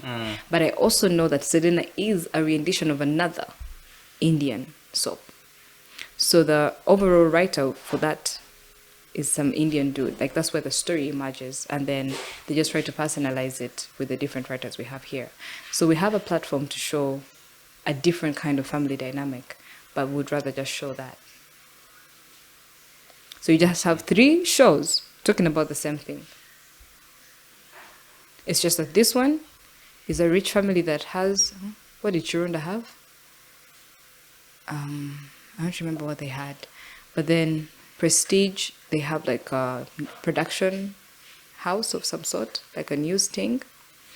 And then you have Beloved. Do you feel like it's important for directors to consume a lot of our content currently so that, they can disintegrate and detached to how the story is told, because eventually it's about how the story is being told, not particularly the story, right? Right. Yeah. Did you ever watch when you're growing up, aside from the Nigerian movies, what did you consume? Yeah, those soap dramas and movies. When I was growing up, So yeah, dramas were a constant, because then I had to record some stuff for my mom, so I had to watch it while I'm recording it. Then I got hooked. Then they were never ending, right? So that was a constant. But yeah, I used to watch movies. Tapes are here, but not like until like secondary, where I switched into actual Western stuff. Then I got really bored of the Nigerian stuff. Okay, also Kenneth was always talking bad about Nigerian stuff, so I kind of like also just yeah, it was uncool to watch that stuff, right? Yeah, then I dropped off the whole thing. Then it also became uncool to watch the Ugandan stuff because of the schools I went into. There were cool schools, cool people. You have to catch up with what is in the Western world. Eventually I realized that was actually typical wannabe behavior. I had to like stick to the ground, but that is how I've grown up. Right? It can be changed. But yes, there's a constant thing with dramas, and I feel like it actually affected me, because then I became a sucker for relationships and attachments at quite a very young age, because of the love in the dramas of one woman, one man. Yeah. we shall debunk that in a bit, because one man, one woman. We're going to come back to that in a bit. The reason I ask is this: when we're growing up in Bushenyi, there was this group called, it was like a Bunyachitara group, right? So how I can give an example of it now is like this Bat Valley group that is led by Abi, Mariam Ndagere, or... Oh, but I used to watch that though. I think Mariam and Abi and Senkubugehu, they were top-notch actors. Yeah. So we had this movie, it was called Abatafire Tubabura Kubonana. And it translates to like... Those who have not died? Those who have died? Those who have not died? Tubabura Kubonana. Like, it's impossible to not bump into someone that has not died. Like, if they're alive, you will find them. You will meet each other. Right? Like, this, you can't fail to... Yeah. The world is small. The world is small. Yeah. And it was a storyline about a forced marriage. Now, these are some of the works we consumed when we were growing up. It was fully in Runyankwale, start to finish. I'm telling you, this is a tape that every visitor watched. Okay? Every time they brought it in, we just knew Abatafire is coming up, or Rutamerika, and they were always so funny, and they were so relatable to us at that point, because, I mean, we're in Bushenyi, it made sense. We were looking at the things. It made so much. It made so much sense. It made so much sense, right? I know we have rich families in Kampala, okay? Yeah, we have. We have rich families in Kampala. Now, when they're making this content with rich families, who are they making it for? Is it to show the poor people how the rich live? Or is it to show the rich that we know exactly what's going on in your household? That's interesting. What's our angle here? So, because again, the majority are the poor people, right? The majority of the consumers. Exactly.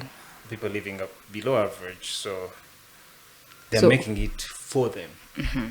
Okay, so... To show them what happens. When you to get them dreaming when you see, about the expensive houses. When you see actors on TV, you immediately put them on a pedestal.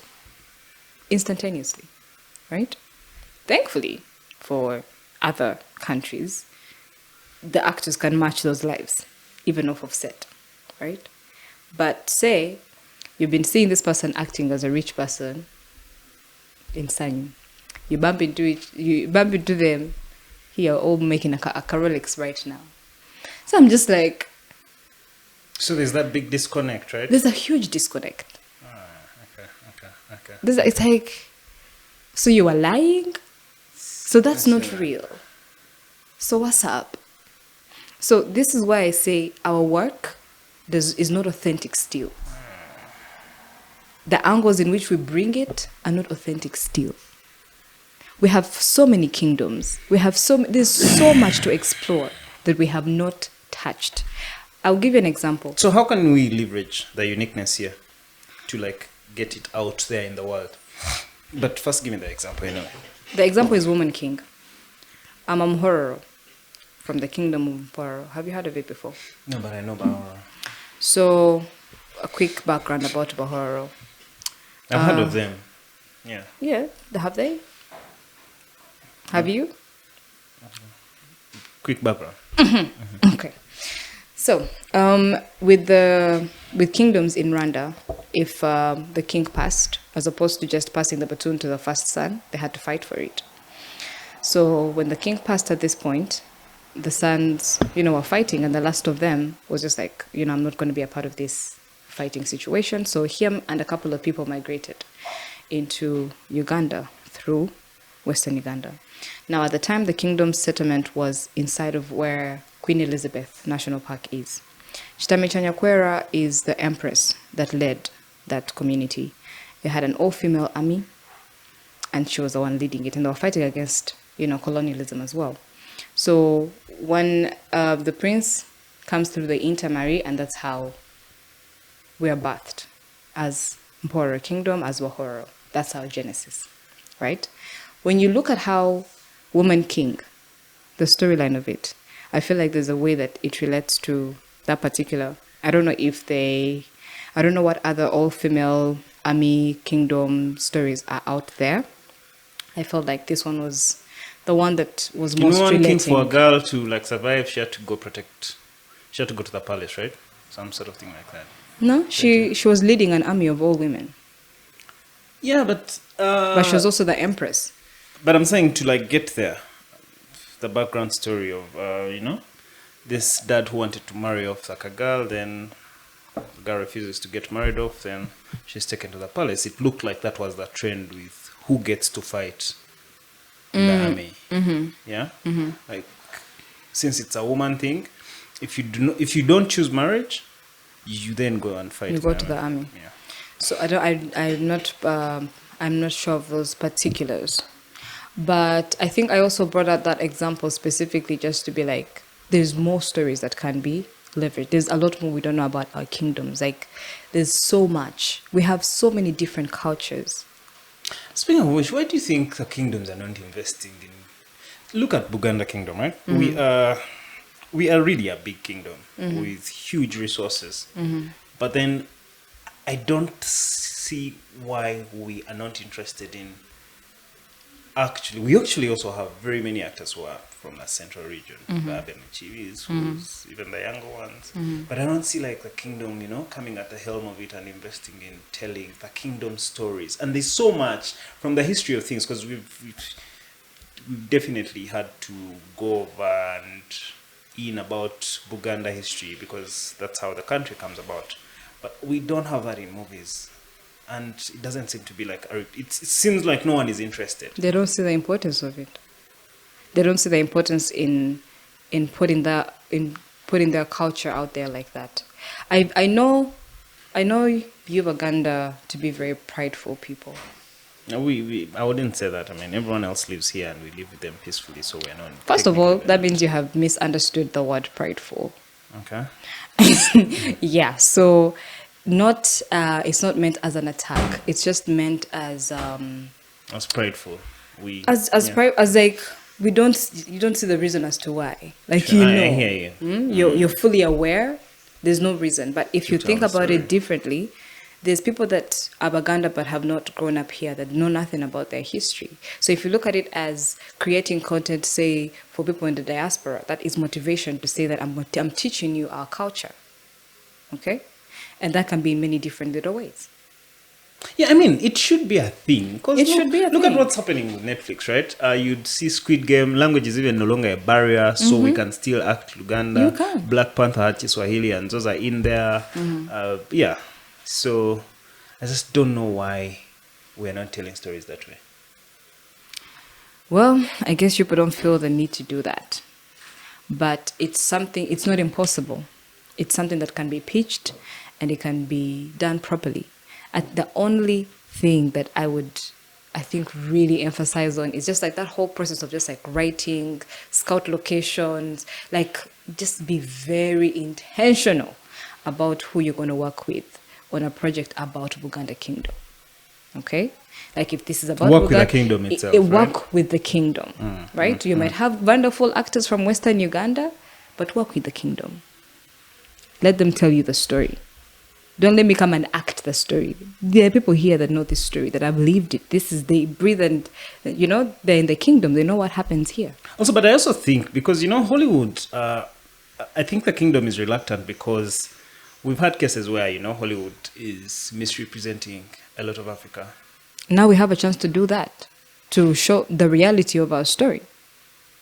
What they know is that we have the most expensive road made for some reason, or that we hang out with monkeys, or, no one is even trying to show Kampala. Because there's so many stories. Like even for Baby Wine's documentary.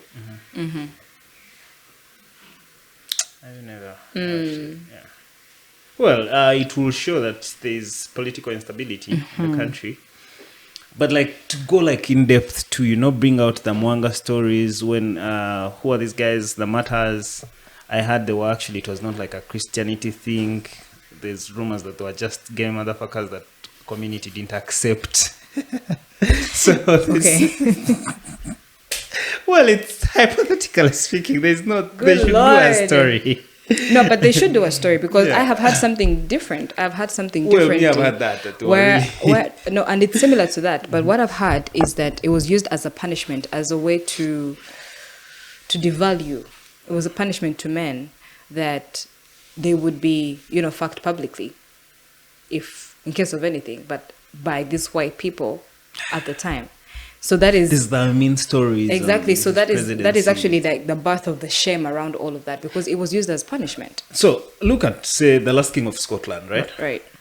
Trying to depict who Amin is. Do you feel like the story...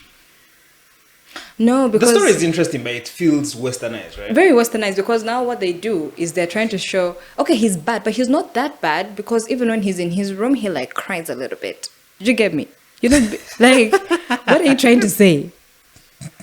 What are you telling us? They tried. There's a way they always try to say fine, they're a villain, but how did they get there? They're not always a villain. Idi Amin had dreams, different dreams. It's just life happened, and here he is. But while he's alone, he thinks about it. He stops and says, Do you get it's a different thing. You had the right idea by putting this biography film together. But what were you exactly trying to push? You're just humanizing him. But he's still doing all these terrible things. But what, it's not his fault? What, he wasn't breastfed enough as a child? Let's be for real. So we need a Ugandan to tell a Ugandan story. Bring Ugandans to tell Ugandan stories. What do you think is limiting directors from telling Ugandan stories? They don't believe in the vision of Ugandan stories, first of all. Everyone is working to work outside of Uganda. They don't see... What's that Alukman, the yellow jumper? Yeah, a girl in the yellow jumper. A girl in the yellow jumper. Yeah. So, apart from, the quality being top-notch and being dope and... Actors being fucking amazing. Yeah, of course. Actors being amazing. The story failed me. How? And I've had Lukman here, so it's my boy too, but... What did he say when you told him that? I didn't tell him that. We talked about the technical bits. I mean, it's the thing on Netflix. Why would I hate on it? But yeah, there's that thing of... When I watch it, right, I would not tell it's Ugandan, even when I'm Ugandan. Does that make sense? Yeah. So that's where... The story is amazing to whatever he was trying to, chase up on.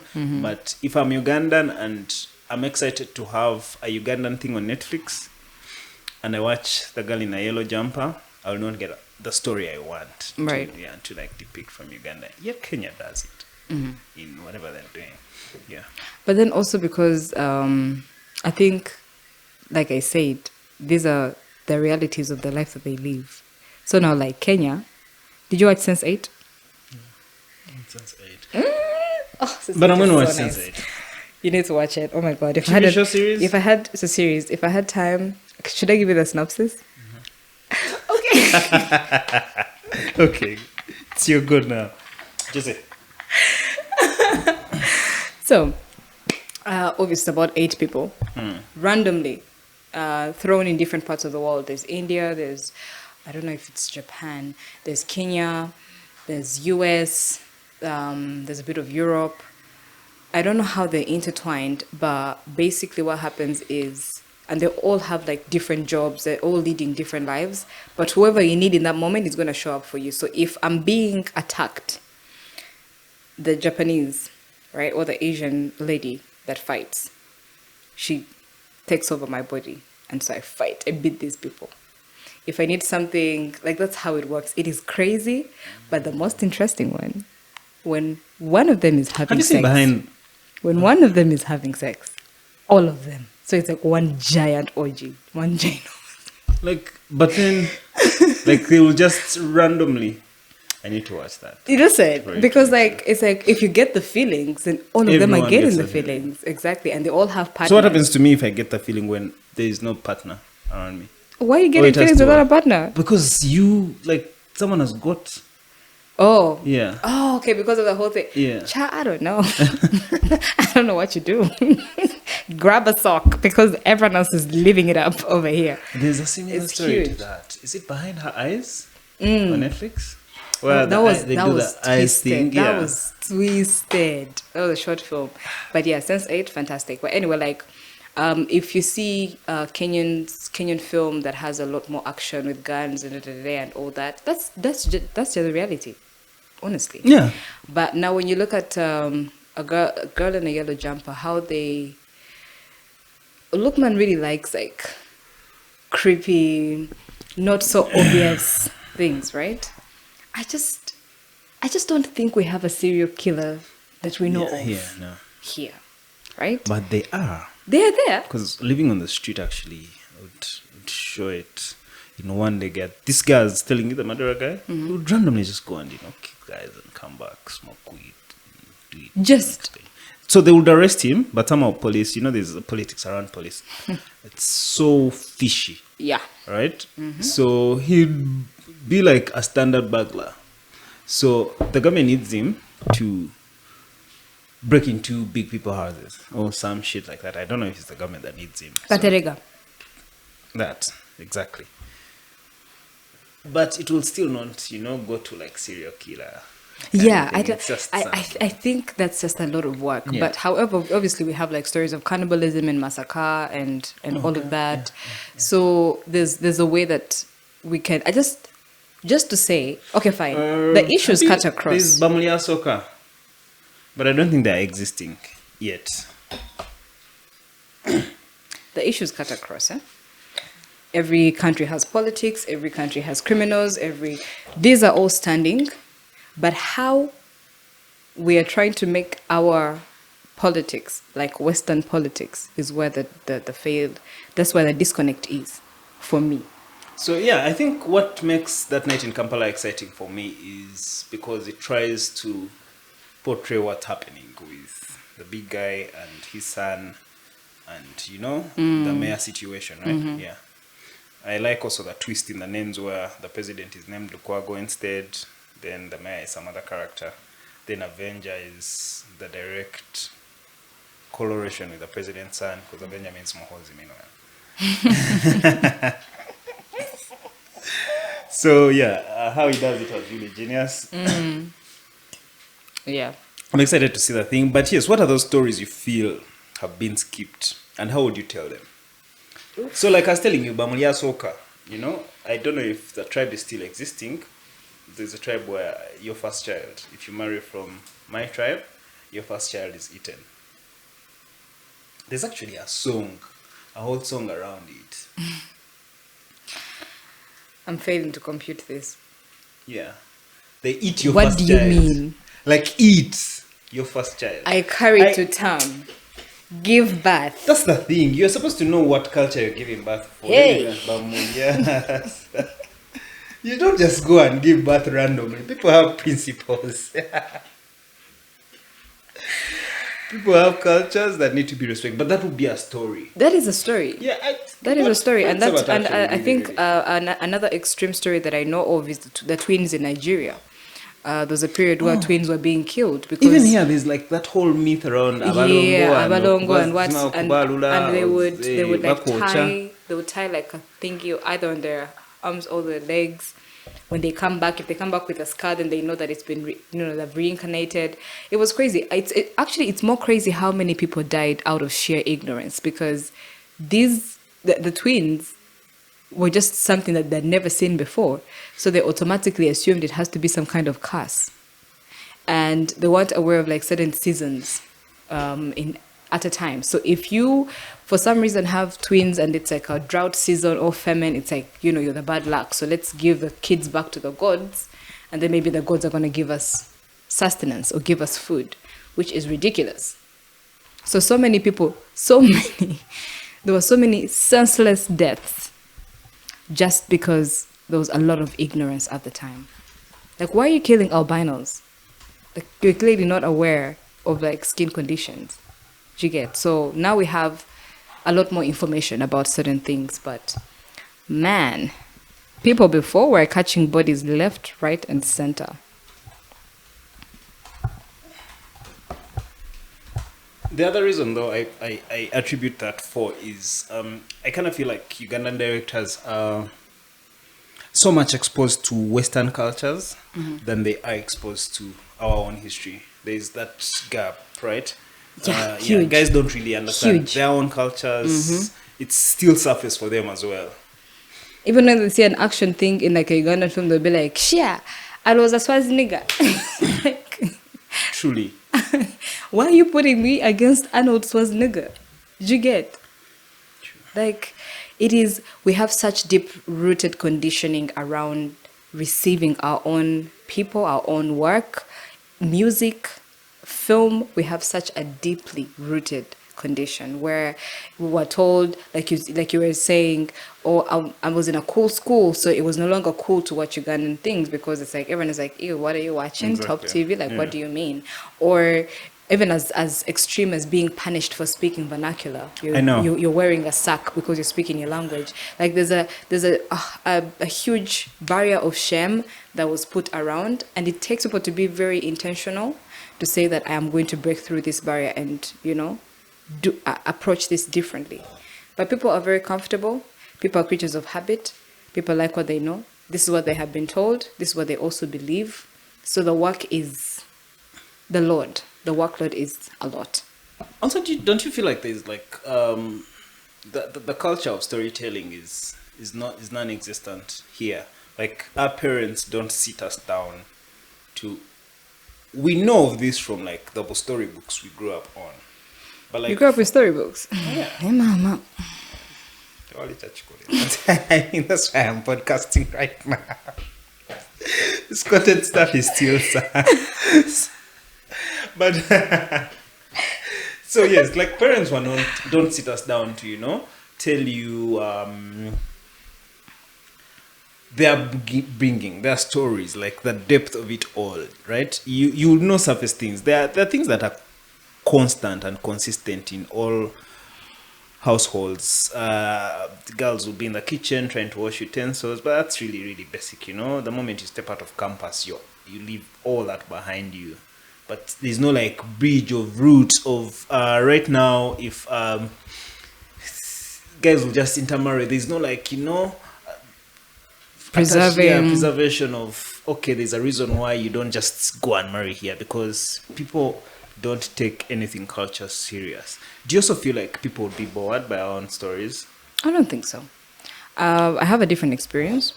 My dad is such a storyteller, so he really, and he's just one of those, like, he always, if it was like dinner time, he always just had something funny to say. He's ridiculously funny. He's like, if you had a GoPro, he would just be like Mr. Bean. He just goes through the most random things in life. And he always made it a point to tell us about our culture, our tribe, our story, where we came from. When I was younger, he used to take me away from everyone. Like, he'd take me to like English coaching. But he also made sure that I really spoke Runyankole. And if I had friends that came over, he'll be like, you know, what tribe are you? And if they couldn't speak their language, he'll be like, what do you mean you can't speak your language? Like, it never made sense. So he was very intentional in how he made sure that we preserved our culture and like know our roots. It's something that definitely more parents should do, because it's very important. Everyone is just trying to be cool, but they don't realize how people are trying to come back home as well. So I think this also goes back to the kind of stories we can tell, you know. Tribal stories would be very important, because we have had this as folk tale for a while. Like, for instance, now for Banyankole, you've heard of Abachwezi. I would love to see a story about that. That's very interesting. We should get the first son to sponsor that. He's always Abachwezi, the Mustantama. But yes, first of all, their king shares my name. Yeah. Okay, so I could be the guy to play the role of king of the Abachwezi. He was our mala. Well, okay. But yeah, that's actually something very intriguing. Mm-hmm. Where do you think the gap is, though? Where aren't guys? You've interacted with them. They're very westernized. They're very westernized. Let me tell you, we are the least patriotic country I know. Actually. Least. Tugenda na Chigenda. Listen, we're on a wave the whole time. They were like, okay, Uganda, okay, they scored. Okay, now let me support them. Do you get it? Like, the match is on, everyone is there. Now you've seen everyone in jerseys or whatever, but those are the ones that are on ground, right? Now, there's us who know, kind of, that the game is going on. So we just wait for the first goal. When the first goal arrives, they're like, hey, girl, it makes sense. Now we can back them up. That's different. Kenyans, on the other hand, Kenyans wear their country as a badge of honor. Man, you know that Kenyans have this literally. Like, I don't know if it's given at birth, but they always have it. Like, when I was in St. Lawrence, in my A level. Clearly. First of all.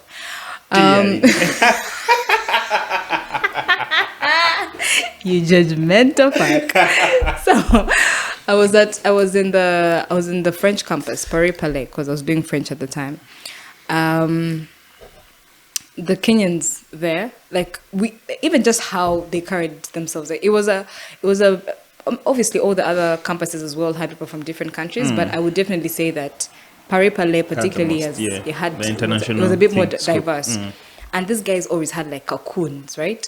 A random person shows up, they don't know them from Adam, but they've touched down, they're immediately in the clique. And they never leave the clique. Right? So in the dining hall, you see your Kenyans, you see your Rwandans, Burundi, Ugandans on the other hand. Scattered. It's everyone for themselves. But then I also understand, for instance, like the war in Rwanda, I can imagine how it makes them come together and stick together. So there's a little bit of background with that. But for some reason, we are freelancing. Oh, and we had Connie in the north. We had quite some time. He stayed in the north. That nigga did not cross the north to come this side. He didn't. If we had felt, if we had experienced, we would relate with Northerners a little differently. We'll be a little bit more empathetic. But also it speaks to how also they have the collective thing. But you guys have a collective thing. Guys from the West. What guys? Westerners. You literally have to go and pull out. You come to Kampala, then go and bring even the last cousin. Everyone does that. But what I'm saying, see now, even then, it's like individual tribal situation left there. But also maybe because, we are a bunch of very many tribes brought together. So you want to like fit in. Yeah, we have so many tribes. Rwanda has about 2, right? Kenya, the same thing. They are split between just 2. But for us, it's so much. There's more. Kenya is like, no, there's not so many. There are no more than 4 tribes in that thing. So, let me. Okay, be that. How much time? 2 hours. I still have 2 hours. 50 hours. Remaining 3 hours. Okay. 3 hours remaining. Wow, we have jazz in Pwano. How much? No, we have gone here for hours. Okay. Mm-hmm.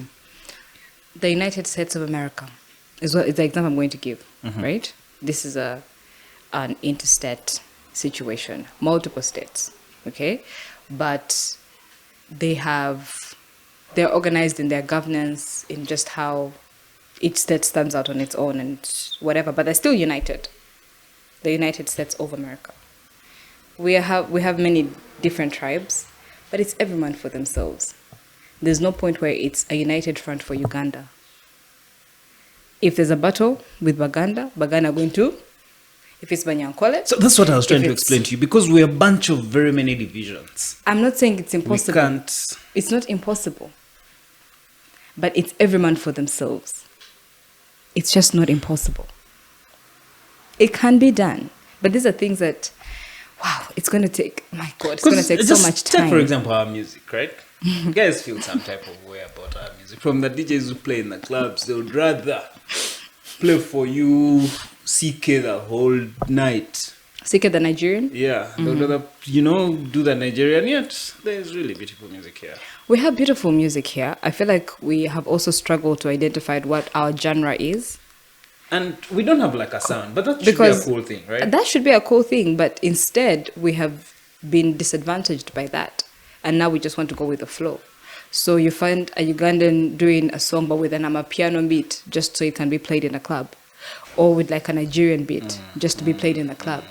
But then you give certain artists a chance and you listen to the lyrics and you want to fight them, the producer, the writer, the person who recorded this video, the person who allowed it to play on the radio. Because you're like, what do you mean this is what you have produced for us today? And how are we supposed to have a competitive advantage when this is what you have put out for us today? So, and it's possible that obviously there's other artists that don't do as well in different countries and whatever, but I guess we'll never know.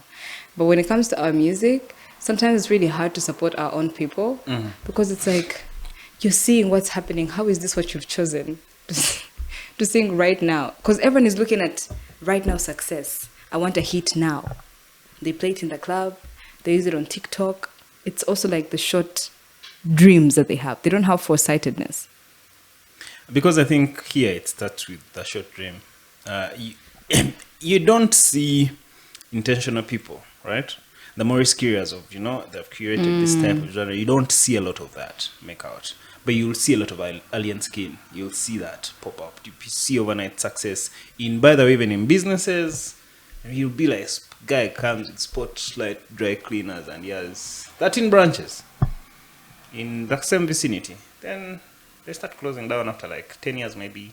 It's not longevity. There's nothing for like the children. Or you see rich men, give or take. Mulwana it's tried to do it. The rest in peace. But the children are now trying to Mulwana, Jessa. So the children are trying to uphold the thing. But BMK, nothing. Once the main guy is away, there's nothing like a legacy kind of mindset. Yeah. Let's keep this. Yeah. So it also just trickles down to us. Guys are also just channeling the Western version of things. Nothing from Very our much. habits here. Maybe people are disinterested. I don't think they're disinterested. I think they're willing, but we're not doing enough to keep them hooked. Because again, I don't know, but it always felt like watching the Ugandan dramas would keep you in that whole. You know how it was stupid how in school they would call you local for being local, literally. So yeah, we grew up with that mentality where you feel like not watching the West keeps me away from civilization. Yeah. So that's the thing. It's. I feel like it's from how we were colonized. Yeah, right? that's the It's deep-rooted deep into conditioning. that, yeah. Very much so. And it will only, because right now we have the material. Before, it was like, obviously for something to hold such gravity up until this point, it means there was a lot of things happened, especially because there was like less media outlets, there was less representation, there was less of everything and a lot more of westernized things. So we can't really blame them because that's what they've also kind of grown up seeing. And the negative energy that was, put around our personal works. So it's going to take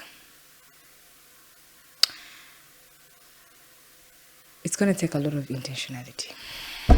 But now let's talk about you. Oh. In this very same context. Okay. You speak like you're on a Netflix drama. You don't speak like someone from Bushenyi. Don't you see the problem? You have this accent thing going on, yet you're a girl from Bushenyi. But this is how I speak. This is how I've always spoken. You are not supposed to speak like that. Why because makes you now think you're I'm not supposed to speaking speak like some this? sort of Halle Berry. First of all, You're supposed to, the accent. naturally I don't speak think very fast. If you had that line of Mulindwa where you had to mention Kampala, I think you'd be like Kampala. Don't so? How did I say it? Did you have a line where you had to mention Kampala? I was like, but it's supposed to be Kampala. it was In it English, was it's supposed to be this Kampala. This is how I said it. I said, if anything goes wrong, you don't just lose the party, you lose Kampala. Thank you. That's what you said. And that's so cool. That's not kind of like you're speaking as if you're on Netflix. I am well on my way, Netflix. It's supposed to be Kampala. I am well on it's my supposed way. To sound. Every letter is supposed to sound. Right? Kampala. That's still cool. Kampala. That's it. Kampala. Okay. If anything goes wrong. Don't you see that that's a thing? If anything goes wrong, even you don't just lose the party. You lose Kampala. lose Kampala. But I naturally do speak very fast, number one. Uh-huh. I think also that is also something that makes people think or believe that I have an accent. I don't think I have spoken any differently from... But you can change how you speak. To what? You can act. No, I'm not saying you should change. I think it's cool how you speak, by the way. Oh. No offense, it's cool. But it's why... I remember Kenneth If telling... say Glenna wants to act, right? Right. And then she's looking up to you. Right.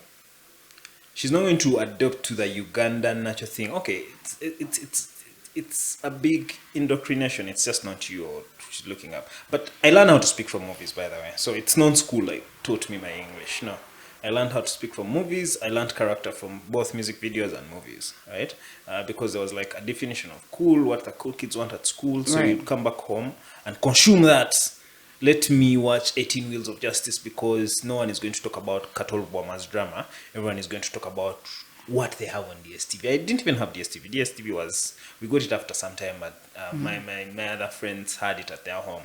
But then I used to go and make sure I catch up with 18 Wheels because then I would have to have something to say at school. I would have to listen to a big chunk of hip-hop music from the West because that's what people are going to rap like. That's what people are going to dress. Because now for us in Aminyango, you had to dress layer after class. So you'd see that trend of, man, there's no way I can actually dress in a chitenji when guys are putting on 3/4 shorts and whatnot. And this guy has a black Chitenji is vest. wild. You're just begging to be bullied.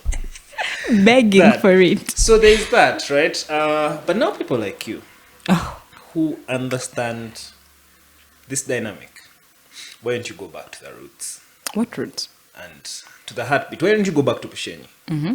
and inspire directors from Bushenyi, people who have time to write stories, and then act those stories, then shed light to them? Yeah, I think I'll be very open to that. I very much would be very open to that. I really want to go back to Bushenyi, actually. I remember when we lived there, we were a bit of nomads because my dad kept being moved around a bit. I was born in Mbale, and then I think at a certain point we're in Mbarara, and then we were in Bushenyi for a little while before he was transferred to Kampala. Okay. But yeah, but I remember it's so funny how the way I spend time with myself. I walk a lot, and it was a very serene city. We didn't have that much crime, we didn't have. It was very well aerated. My nursery school was called Parental Care, and I used to go on a bicycle, and I was still so cool.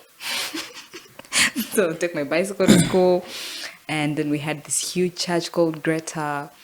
And then I remember one of my funniest memories in Bushenyi is my aunt had a shop, or like my mom's friend that, ends up just being like your aunt. She had a shop, and then she kept telling me to come for a party on Saturday. But I didn't know that there was chewing gum called patty. So I'm home, I'm like, I'm going for a party. I just knew there's like cake and soda and just like vibes.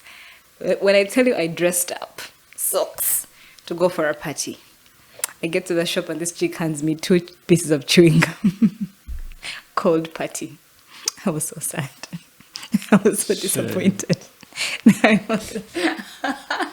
It was the funniest thing, but I think that's really one of my funniest memories. But I walked a lot, and I'm pretty sure I covered like a good ground. I would want to go back, specifically to see all these places that used to be my escape, where I used to walk, where I learned certain things about myself. They were very formative years for me, so I'm very interested in going back. And if I went back and managed to work with a bunch of super brilliant people to bring a story about Bushenyi to life, hell yeah. Sign me all the way up. Okay. I'm up for that. All right. Yeah. Everything I've wanted to talk to you about in the film world is that, unless you have questions. I do have questions. Ask. Yeah, so tell me about you and this podcast journey. The journey, I like podcasting. I like to talk to people. Do you consider yourself controversial? Do you want to No. you want to be different? No. No? I don't want to be different, but it's default that I am different from so many other people. I am not special, though. So I don't consider myself special. I know that. But yeah, so the goal with most creators here is they get in, they get the trendy stuff, they get the views, they get guys to come on to advertise. But I'm not looking at that. I'm really targeting being absolute truth I want to particularly, be the alternative from mainstream media. Okay. And it's happening in the USA. So the podcasts are switching to that. So I want to be that podcast that actually does that. So this is why I insist in, again, having long-form conversations with people where, we debunk a lot so that whoever is listening gets to understand that person, but they also learn so much from their experiences. So in a way, that's the uniqueness to it. But the journey is tough. Having this thing run without it making money is tough, The guys who have to do it every day. Sometimes I have to do it myself.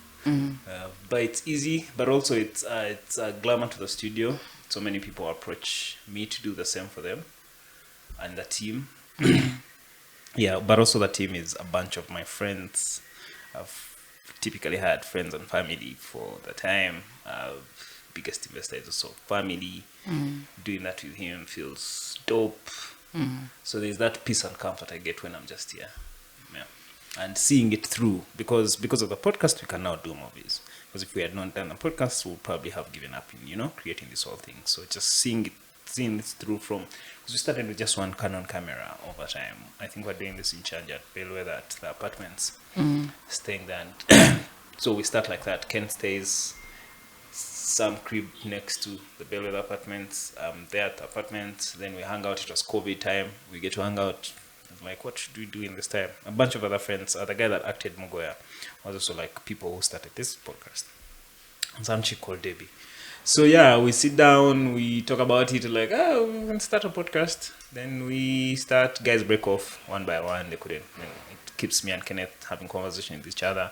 Speak about music. Ken wants to go so deep into it. Then he starts hosting a few conversations. I'm aligning up guests. It gets interesting. Then I start having the conversations. Then I keep up with it. So with just this, it made us realize the goal of having a whole studio, because then we could make money off this and then do the studio. So that's the journey so far, but I'm doing this for a lifetime. So I don't have it's so big for me, but I don't have immediate book goals that I'm picking for me. I'm not yet where I want to be yet. I'm 200 episodes in. I love it. They say that the size of your dreams should be bigger than your current capacity to achieve them. True.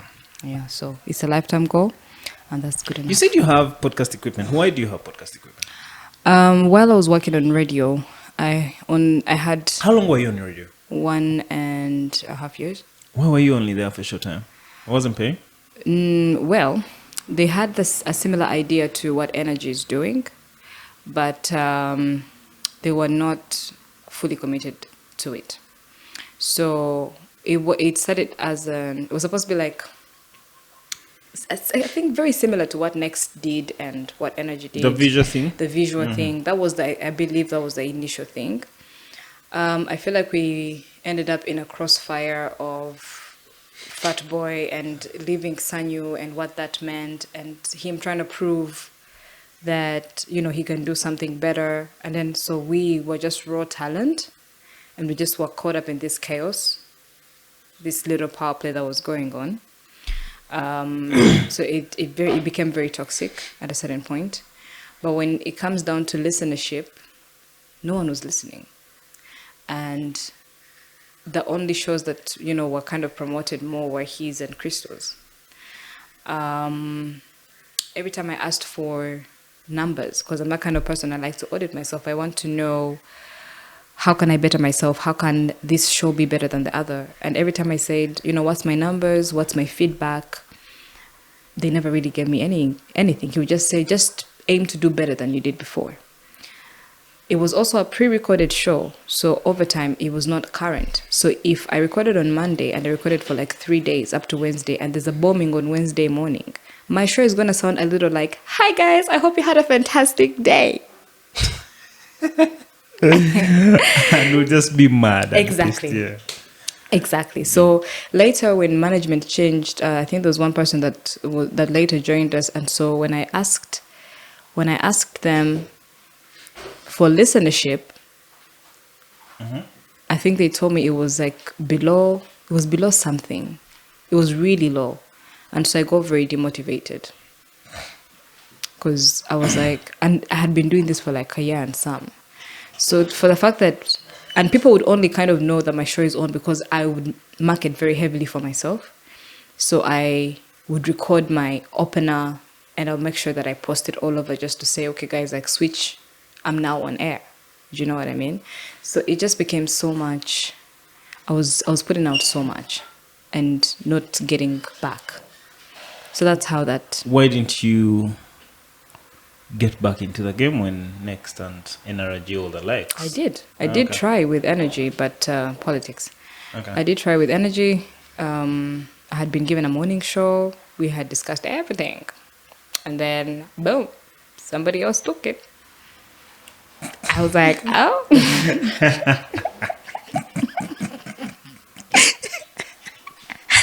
My village people were not asleep. They were working, shaking their nyash over my life. But I also truly believe that when something is yours, it's yours. So while I wanted it, maybe it's not what I needed. And maybe that person is the person that, you know, it was meant for. So obviously your ego is bruised for a little bit. But then you just let it be and you just let what is yours align with you. So that's exactly what I did. I just let that go. So what's your plan for the podcasting? Yeah, so I definitely want to do... Okay, so I was telling you, while I was still working on radio, because it was Monday to Thursday and then Sunday, I had to find a way to give different days, different topics to keep it different, diverse, interesting. So Monday was your typical, was start of the week, start new energy. Tuesday was about sexual health. Wednesday was very relaxed. Thursday was mental health. And I often had a therapist on there as well to discuss certain issues. So someone heard, I think, caught my show somehow. And so they reached out to me and they wanted me to curate content around mental health for them. So they gave me the podcast equipment and I was supposed to, you know, get this work for them. But they didn't have a budget for it. And they didn't have a direction. It was just like one of those, like, I really don't know what to do with this, but I think you can do something with it. And, you know, so do that. So then I kept waiting, and then the budget thing just never really pulled through. And I was in my mind, because I got into a place where I'm just like, while I love working and doing all of the things, this is your dream. You want me to help you, so I'm not going to do too much. I'm not going to take over this dream and carry it with me. So when you've organized yourself, I'm happy to avail myself. I'll have the content here. I know what to talk about. I know how we can do it. Bring the budget. I'm not doing it for free. So then I never heard back from them. So I have the equipment. And now, more, I am... Okay.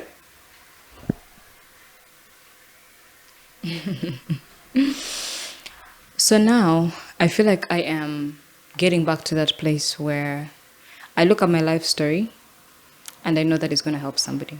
Number one, I've struggled with a lot of things that I've been very open about. Listening now more and more to other. What? Well, you're not being open about these things. Well, go listen to my other things, nigga. Damn. Actually, wait for the podcast. Okay. Let's go. There's a lady called Brittany Noel that I've been listening to lately. She's a therapist in Houston, Texas. And she's got the most calm demeanor. And she's been doing this for a while. So I've had to go down. The same I'm going to go through your podcast, 200 videos, and listen to a lot of things that she has to say, and they've helped me. And they relate with where I am. And so I'm able to help my friends as well.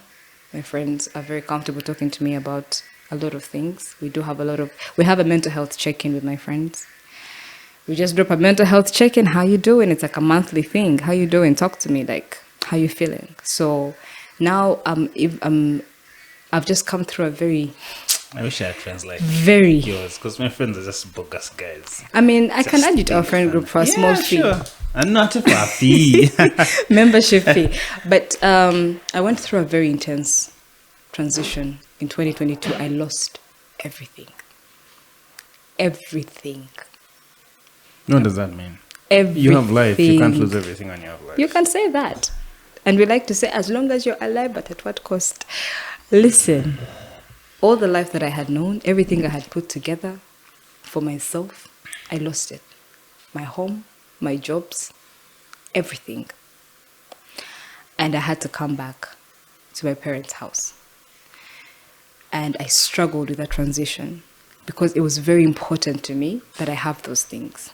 Because while I had worked for them, they really were symbolizing a big fuck you to people that didn't believe in me, I was fighting so much to prove myself. And so this was taken away from me, and it was like, so who are you going to be without these things? Since you want to be a bad bitch. Yeah. Who are you without these things? That was a transition, I'll tell you that much. That one, it dragged me to hell and back. Okay? So I have a lot of, I believe, experience that... Are you like a Marxist? A Marxist? Explain that to me.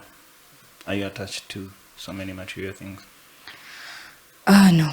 Okay. No, I don't. I don't think I do that. But it was very hard to let go of this. It's always hard to let go. It was very hard to let go. Gosh, my house. It was very hard to let go. Even when someone said, you can downsize, it did not. Nah.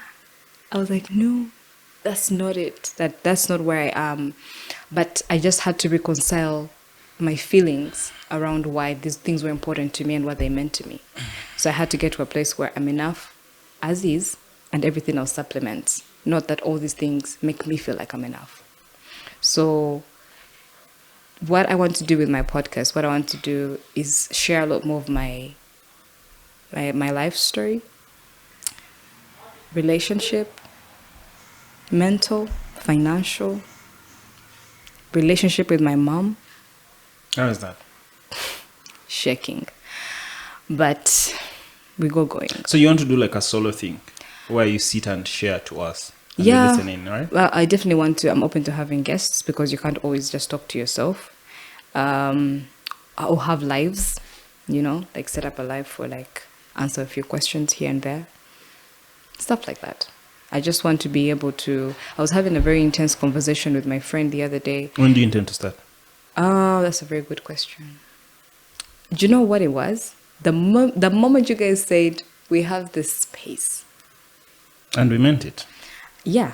The minute you guys said that, because I remember I was with Ken outside and I spoke to him. I said, I have this equipment, but I'm no longer in my space, and it's been very hard for me to know how to set it up because I'm in my parents' home and it's a bit limited. Oh. So I was like... There, please. Why? Why in your parents? Oh. With your craziness, really. I'm so dead. Were you not paying attention? Nigga, I lost everything. The fuck? You have one job. Pay attention to what I'm saying. But I'm well on my way back to recovery. I know it's going to be bigger and better, and so I'm very excited to see how that goes. But you have the equipment. Yeah. So how did you conclude with Kenneth? No, I mean, he asked me if I would rather carry everything. I was like, that just doesn't make any sense because it's like 4 mics, it's all of that. When I get my home, which is my point of focus for this first quarter of the year, I intend for it to do 2 things for me. It's going to be my set for my podcast, and it's also going to be my kitchen for harmonies table. So that's the ultimate. So I'm not going to be carrying a suitcase back and forth from Chira to Nalia.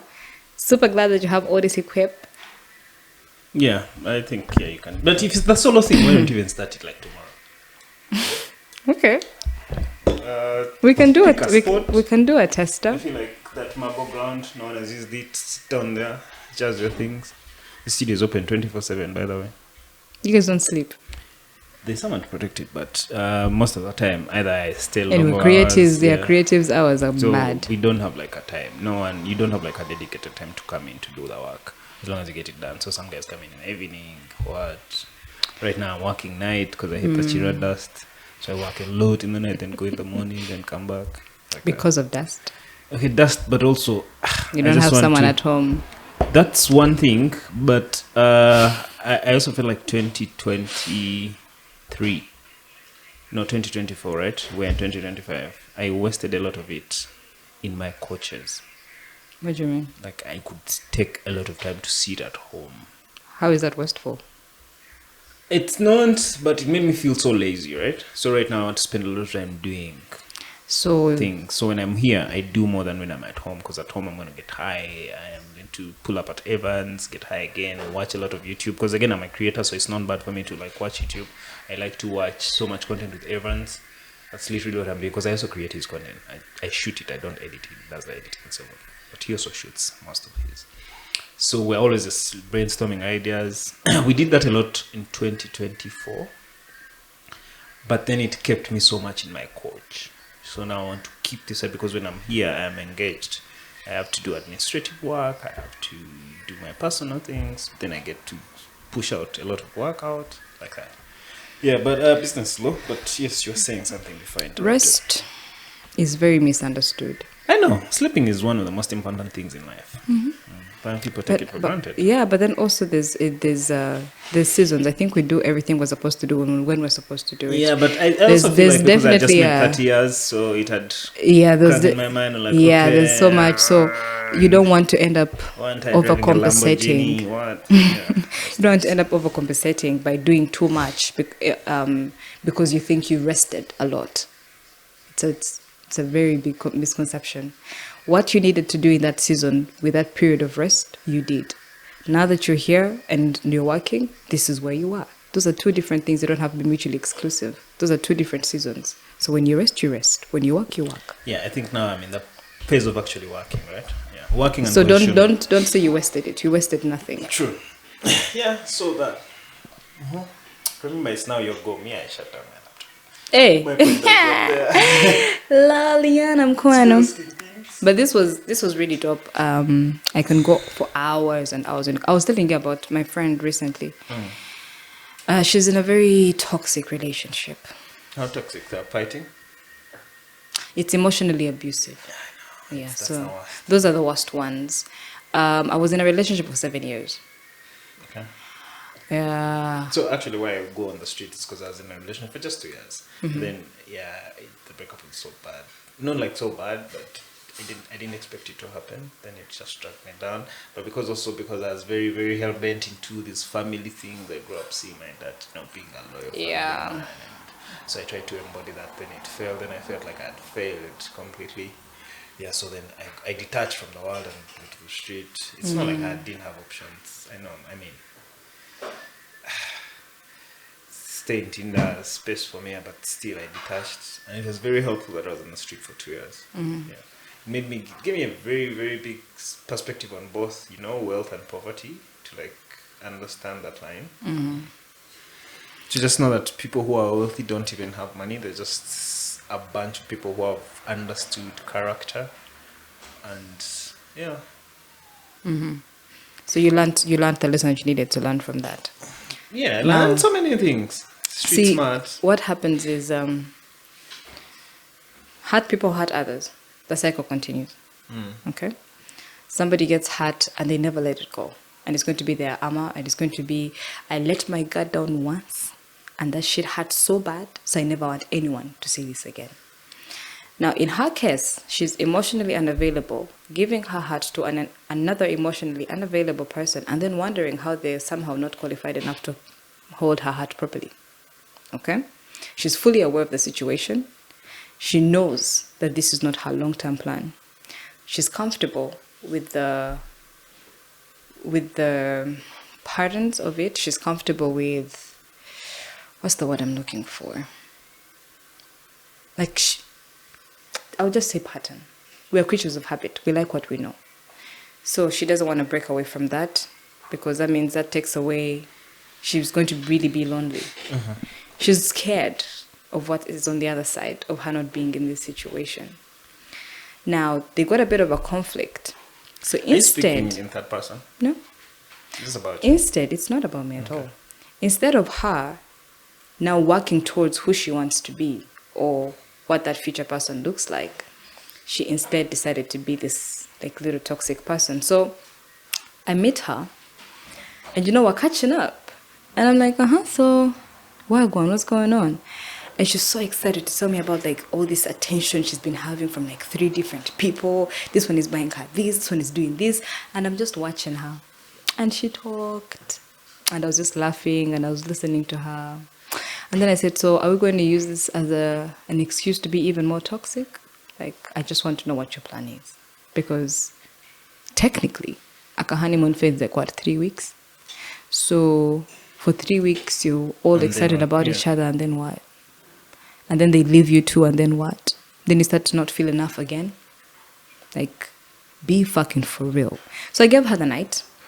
We talked, laughed, kept it kicking. She kept trying to say that she was high, and that's why she had said all these things. But after like 2 days, I said, okay, now let's have a proper conversation. What's your plan? Like, what exactly is your plan with this? Because your heart, I get that. But this is the solution? How? And the worst part, Sometimes we pick up solutions from experience. they're queer. So I'm just like, so you're entertaining straight chicks to do what exactly? And I said, you're not a rehabilitation center for angry straight chicks who are angry at men, because they won't be angry for too long. But being queer means that you can entertain straight chicks as well, right? No, you can entertain, because obviously there's bisexual women.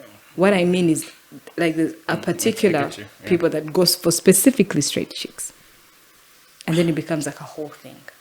Like, really, it's almost like insanity, right? Exactly. It's like I told her, you no need end goal. to reconcile your feelings of how you think love is supposed to be received, because you're treating it as supposed to be a challenge or something hard that you have to earn, and you need to normalize ease. Because you can't put yourself in this situation and want this situation to define you. Like, so just because you made her come, and then what? When it comes down to it and the family says bring somebody home, you think they're going to bring you because you gave her good tongue? Be fucking for real.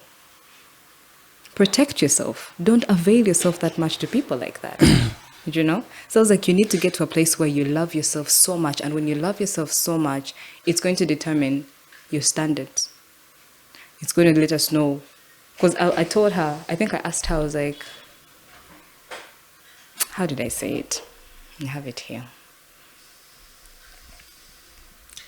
This section of the podcast, I think, is the most interesting part now. You're so silly. You think I'm going to out my friend? No, you don't have to out me. I just need to listen to these experiences. But one of my employers has sent me a message. Okay, let's see.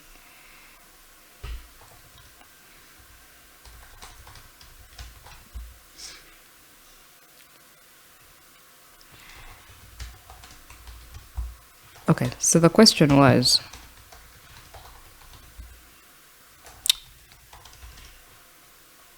which version of yourself are you serving? now or future you, because it can't be both, right? And so she explains it in a very interesting, with very interesting grammar that I get a headache trying to read it. So but I understood what she was trying to say. So I asked her, do you understand who you are currently, or you don't know? She says, I don't know. I said, that makes sense. Because if you knew who you are, By the way, you would have better I am standards. in that situation. Mm. Okay, it's not like I don't know who I am, but I feel like I'm very detached to myself. Come back Like I'm home. just winging it, you know. Come back home. It's crazy. And exactly where I am, I'm actually spending a lot of time here. Also, 2024 made me realize. It's funny though. I bought a Benz, did what, but I was very unhappy all through it. Then it all crashed in 1 minute, right? Like, then I did. But now I'm trying to take it slow. Right. Because 2024 was a wave for me. I would get angry, then be out of here. Probably be Nairobi or be maybe in Kigali or wherever I could access easily, where I'd have like company. But then there was, I think, just the reality of 30 twisted my whole thinking about life. Yeah. Then I was also, trying to like quit marijuana, but then it's a bit, THC is very addictive. You don't just quit. Then okay, thank God. Then I reduce it completely. I'm like, okay, this is an improvement. But yeah, I felt like I didn't even know who I was. So as enough relationship, but I really didn't want that relationship, and I kept telling this girl that you rushed to move into my home. So I kept telling my brother's wife, Kenneth's wife, yeah, because she's like my close gang, and my sister, and trying to tell them, I'm in this situation, there's this person, they would really make a good companion. Yeah, they can take care of the home, they can rescue me, they're willing to do anything for me, but I just don't feel them. It just feels stressing. And the decisions they take just stress me a lot. They stress me a lot. Yeah, but then it made me realize that I didn't know what I wanted, right? Because at first I thought I really needed to, get into a stable relationship, be there, function like a normal human being, come to work, home. But then when I got into one, I kid you not, I could struggle going back home. I'd rather go, take my friends. In fact, I did this for about 3 months. After here, like 6, I go chill with my friends, we hang out, we drink a little, smoke a little here and there. Then I drive them around, because speed is like my thing. It's been therapy. Like I drive them around the bypass, then I take them to like Pusega, then bring them back like that. Then I realized I would want to only go home when I know that immediately I enter the home like this, I would sleep. I kid you not, I stayed with someone in my bed for 3 months. And I can count that the only time we had sex was twice. So, and they kept complaining about it. And the more they complained about it, the more I felt like this can't happen by them. So it made me realize I didn't even know what I wanted, But now I'm trying to come home, trying to like reconcile with myself and just detach from everything. Then yeah, okay, some other stuff I don't want to say on this board. So, this is what usually happens. We go through different versions of ourselves. Like you said, you mentioned seeing your father being a very loyal husband and whatnot, and wanting to embody that in your own family, right? We were looking up to him. That's, his journey. Obviously. Yeah, obviously. Like, and without knowing his individual struggles. Truly. Just looking at how he handles it, regardless, and that being very admirable, and you wanting to add it to your life. Now, when we want to change, or when we feel like it's time to change, right?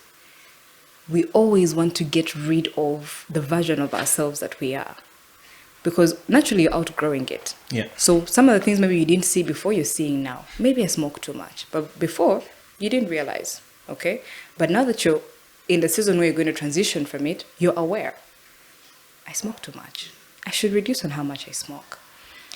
The conflict usually happens is you want to release this person so fast, so quickly, Truly. so just, I don't want to deal with this version of my life ever again. forgetting who they were for you in that season. So it's less about shaking that person off altogether, but more about appreciating that they brought you here. They stood with you in this dark period.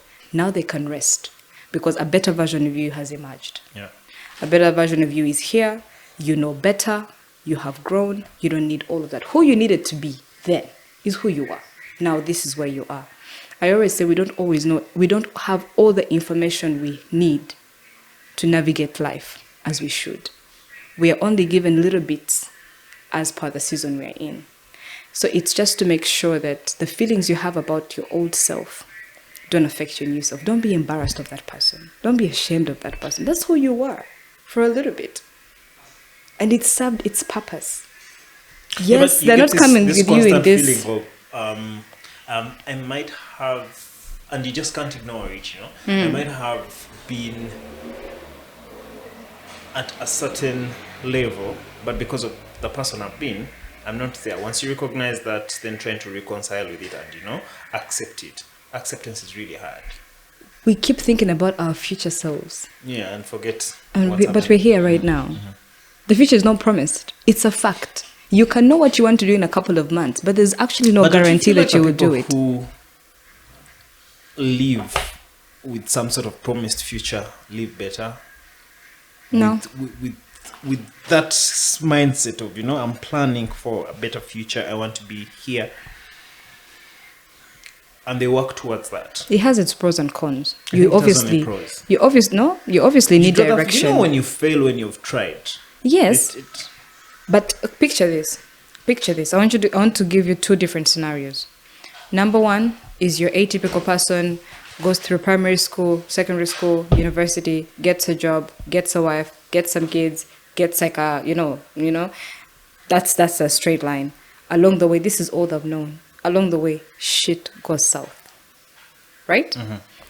Look at a street smart person that has had to deal with, navigate different stuff, have a plan A, B, C, and D. Now, having an atypical life, it's not bad. It's not shabby, but that's how your life has panned out. So also you having to have plan A, plan B, is also not bad. It's how your journey is going to pan out. But we glorify the atypical because it's the norm. Everyone has known it. And then we look at someone trying to navigate and find themselves as though they're confused. But most of the time, atypical people are struggling more because they put themselves in a box early enough in life. Now they do not know how to get out of it. They don't know how to change. They don't know how to be true to themselves. It's easy to be on the safe side, on society's side, on what they like. Do you get? You'll still have your experience, but you'll have even more intense struggles, I believe. As opposed to a person that watches themselves fall, pick themselves up, try again. Two different experiences. So both of them serve their missions. But I believe that for character development, this up and down works better. For me, at least in my experience. But I remember it just makes you feel like you're ready for everything, right? I remember one day I was driving with my mom, and then I said, I wonder what my life... Okay. I said, I wonder what my life would have been like. Do you know, if it was just like atypical, if I just went to school, went to this, got a job, got married, like I just wonder how it was going to be like. And she said this, I don't think she fully understood what she had said to me in that moment. But I remember it was one of those where I just looked into my imaginary camera like Kevin Spacey, like, did she just... Because I was like, I wonder what my life was going to be like if I had like a straight path. She said, I guess you would be straight. I was like, oh. Oh, wow. How did your parents embrace that though? Embrace is a stretch. We're still struggling with it. You are bisexual, right? No. Do not lie in that podcast. Joseph. I know of your straight exes. Exes? Plural? Yes, plural. Who are my I do a exes? lot of research. Who are my exes? And Tell me. I am not saying them on that pod. I actually have 2 exes. So whoever else thinks is my ex is tweaking.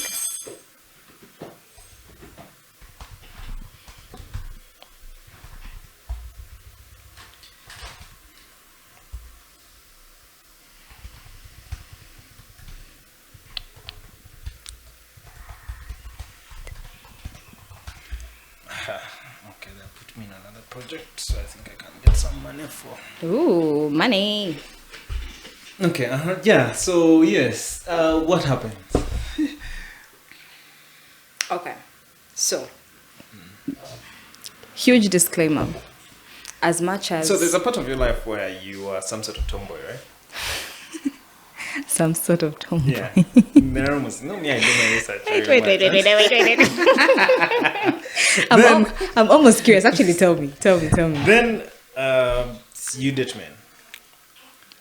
It happened, right? It did happen. Then I think you get heartbroken. Then you start dating women. Oh. But that makes you bisexual because you date both men and women. Oh, okay. I see. That's a very simple-minded breakdown. Like But- those feminists. who But get angry bless your heart.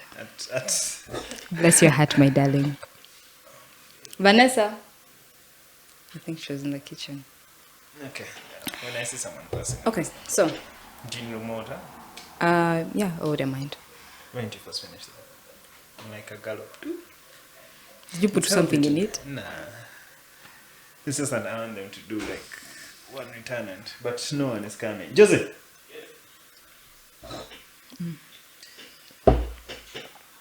This part of my information is not for public consumption. Huge disclaimer. So you don't want this published? This part. Okay.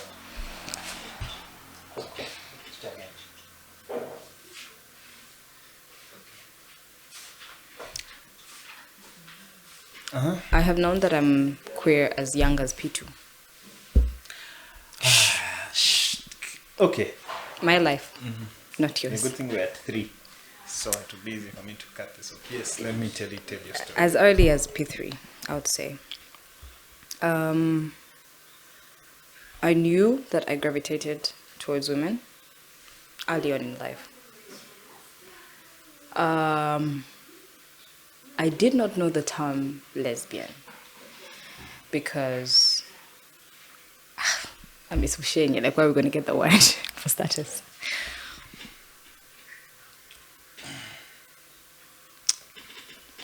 So I only experienced it for the first time when I was in high school. I was a tomboy, yes. See? Marissa, stop. And before I could even, actually, it's one of those experiences that were defined for me before I even could define it for myself. It's a Catholic single school, you're a tomboy. I had a friend, we used to do everything together. I guess she had a little crush on me or something. And I was so wary about like girls approaching me because it's a very isolated sexuality. So you don't really know who else is. You don't know how to ask. You don't have any kind of material around you. So I really felt very weird and different from everybody. And it was a secret. So a girl approaching me in that way always just threw me off. Yeah, It scared me. I remember I met some guy get expelled Who? for writing me a letter in Aminengo College. Oh, wow. You met him and you're proud of this. No, I regret it so much. Okay. So because of course I've been exposed a lot to see Right. that it's just feelings. So when she did that and I, she thought I was going to report. So she jumped ahead of the story and Said you are hitting and on said that I forced my hands in her panties. She made it very graphic. It was a Monday morning, so she was like in casual wear, holding a Bible, crying. Like by the time they came to me, she had already rallied up. Prefects, teachers, students. So I was caught off guard. clear case projecting. I went through the worst kind of hate crime you can imagine in that school. So much. It was so bad. And again, I'm being punished for something I don't understand fully myself at this point. It was so bad I couldn't even go back to class. I had to repeat a class. When I repeated a class, my mom said, oh, it's because, you're not paying attention in school, so you have to go back to the same school because seeing your mates in another class is going to make you want to work harder. it didn't. Now I was the lesbian that had repeated a class. So that was worse. So I was put on assemblies every day, like warning people not to be my friends. You know, she's going to destroy your life. And I was also not having a great time at home because it was a packed house. It was a lot for me. I end up being expelled because someone makes up a story and says she's seen me fucking some girl in the dormitory. I was on a top bunk, so I was just like, huh? But That's also, hard. there was a group of girls that had written names. And, you know, they were like, oh, if like, how many was a boy? Like, I would be, you know. And they'd put their names. So that list reached the staff room. So then they said, you know, we were recruiting girls. We were expelled. I was expelled on a Saturday morning. Along the way, getting home, I got another school. I think I have a relative that's like a principal for some school, so it was very easy to just transition to that. My dad was not around at the time. He was in Liberia. They called him and told him, your daughter is a homosexual, and he laughed and hung up on them. So I got home for about a few days, maybe like 2 days, and then joined this new school, another single-sex school. Now I have joined a week to VD, midterm proper. So it's like, who is this person and how are they just coming to this school? Somebody I think had a relative in Rubaga Girls. Very simple letter writing here and there. Kabozi was now here. Oh, she was a lesbian. That news spread like wildfire. I start being isolated again, punished again. So much so, I think I was put on assembly as an upcoming lesbian, for whatever that even means. I was expelled. Said, okay, let's take you to a mixed school. I go to Chitende. I get to Chitende. Typical. Everything about you is very unscripted, but yes. My brothers were there as well. But it's a matter of orgies and, you know, talking. We no time. Same thing. And the thing is, because I was never like in any coupling shit or like none of that. Immediately that happened. So already I've been struggling with rejection so much. So it was like a trend. I would have 2 weeks of normalcy before shit would hit the fan. And I was so tired of it. I tried to take my life multiple times. There's a time... There's a time I went to the lab and I think I got sulfur and I mixed it in Blue Band and it just ate it. The time I ransacked through everyone's suitcase looking for pills and I just sat on my bed and must have swallowed I don't know how many pills. I drank laundry soap. I tried to swallow batteries. I did everything I could to just die. It was too much. I couldn't handle it. And at home, it was like, but why is it you that are picking up on? Like, there must be something wrong with you. So now you're also confirming that there's something wrong with me. Long story short, I'm expelled from Chitende. 4 days to UNEB because some girl said we're making her uncomfortable. And I was not just expelled. But expelling is, you know, there's some sort of proof that has to come to There was no proof. Now, we had a group of girls, right? We're the badasses of the school, the misfits and whatnot. And one of our friends had a diary and she used to write so many things about like our operations and who's dating who and who went where. And that's the kind of person she was. And that notebook was picked and read in the staff room.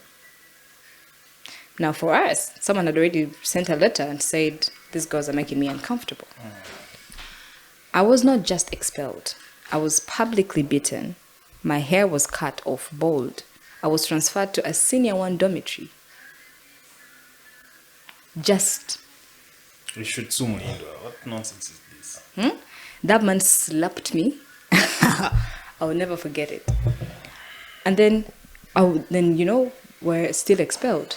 And so there's the public humiliation was already there. Again, at this point, I have barely done a thing. I don't understand it. I don't know what's going on. And it's the first time that I actually talked to my mom about it in 2010. I'm like, hey, I think I'm bisexual. And she says, why?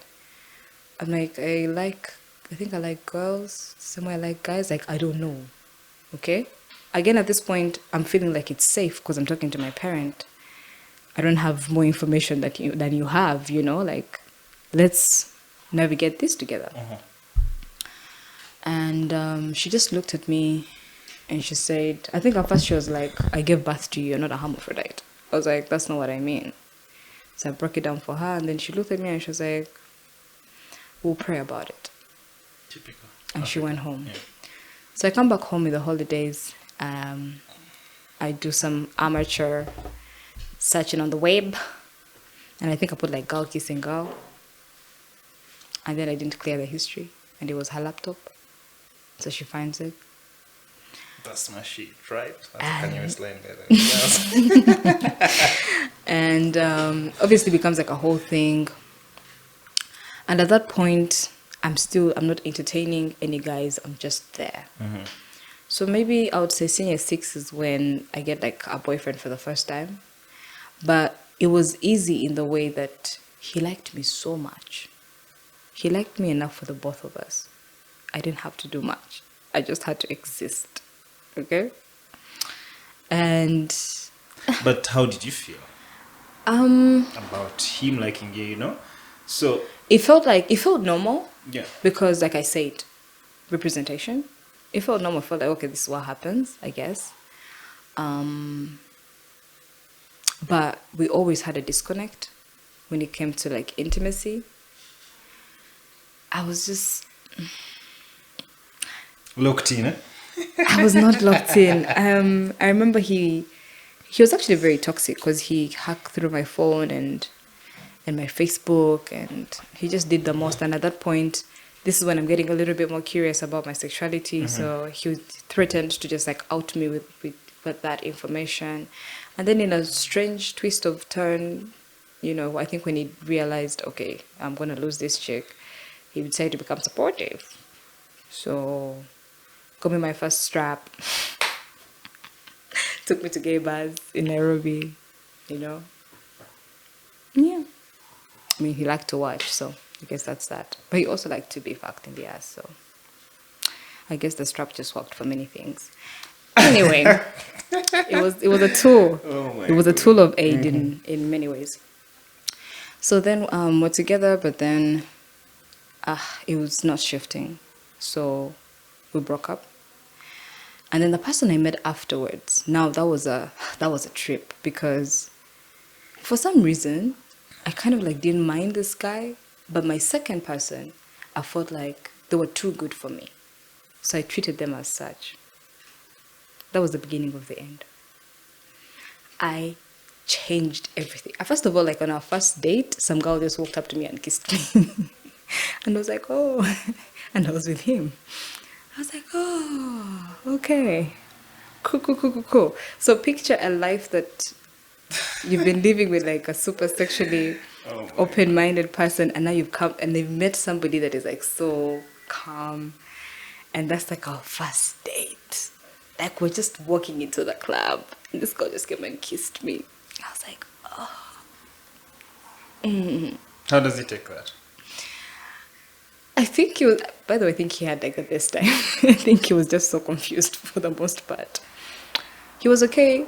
Monipo kept approaching him. You know a chick is gay, right? You know a chick is gay. And he'd come and tell me. And at a certain point, he realized I was struggling. So he just told me, he was like, hey, do what you need to do. Like, just keep it on the low. Like, don't let, people know about it. Some. I was like, okay. But then I think also because he gave me that option, I felt like I should maybe just do better for the relationship and just leave that alone altogether. The whole time he was sleeping with other people. Whole time. So what a waste. Anyway, but I did punish him for that. I'm not proud of it. Kind of. I took the girl he was with.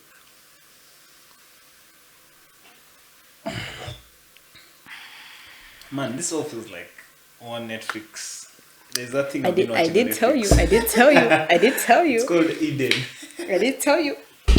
I gave you a warning. You didn't believe me. Yeah, it was the best thing actually. We had broken up for like 6 months. Meanwhile, your mom now.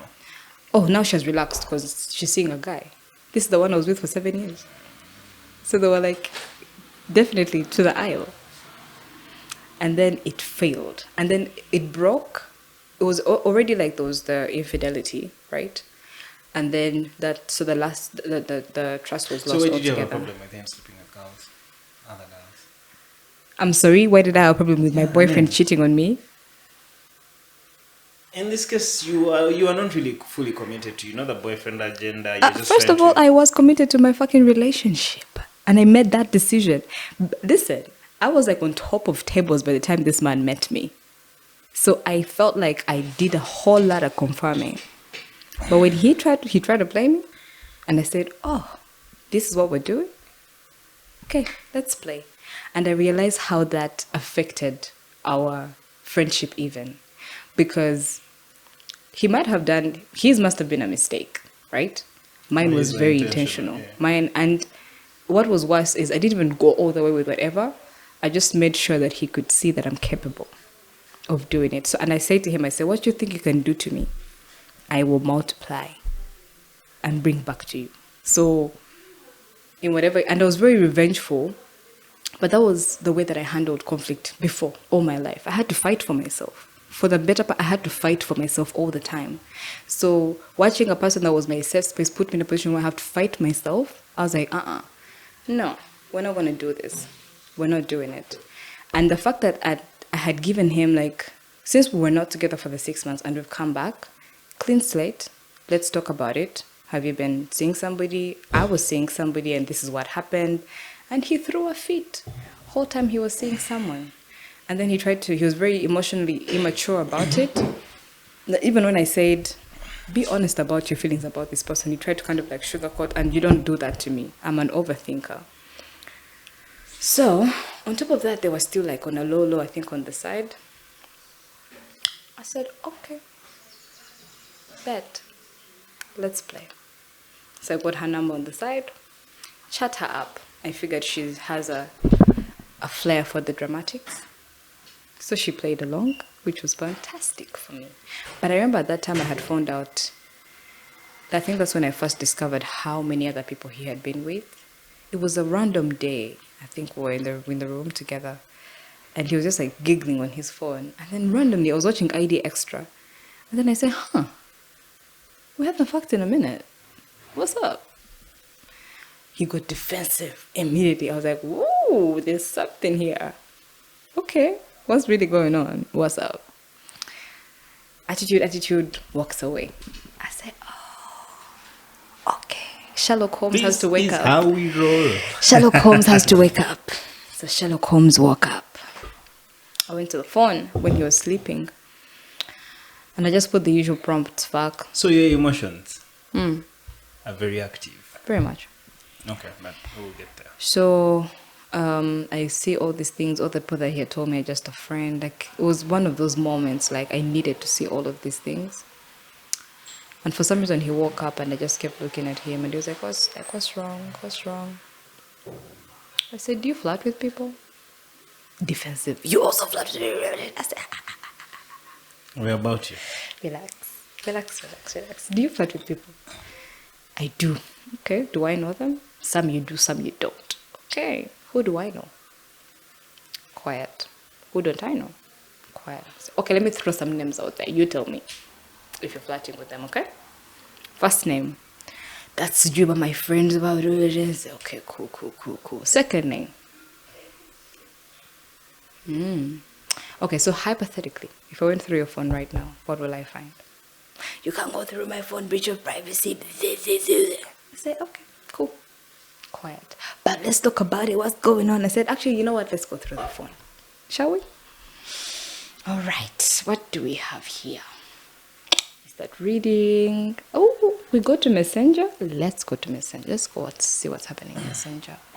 Read. Oh, you can't wait for her to be alone so you can be in her brown thighs again. Okay, cool.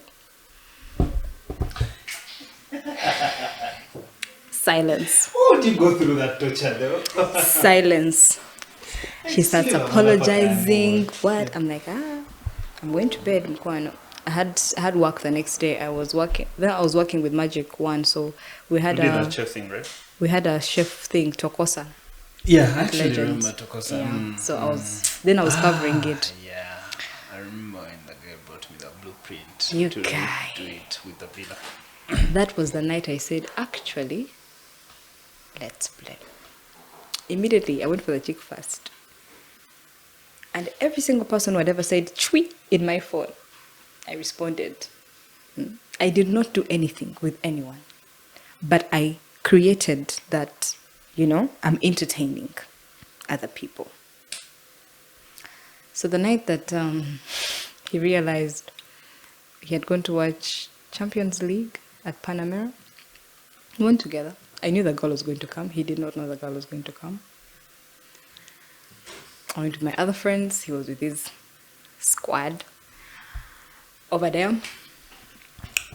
So I also, Gang. So I also hung with my people. Close to midnight, she's texting me.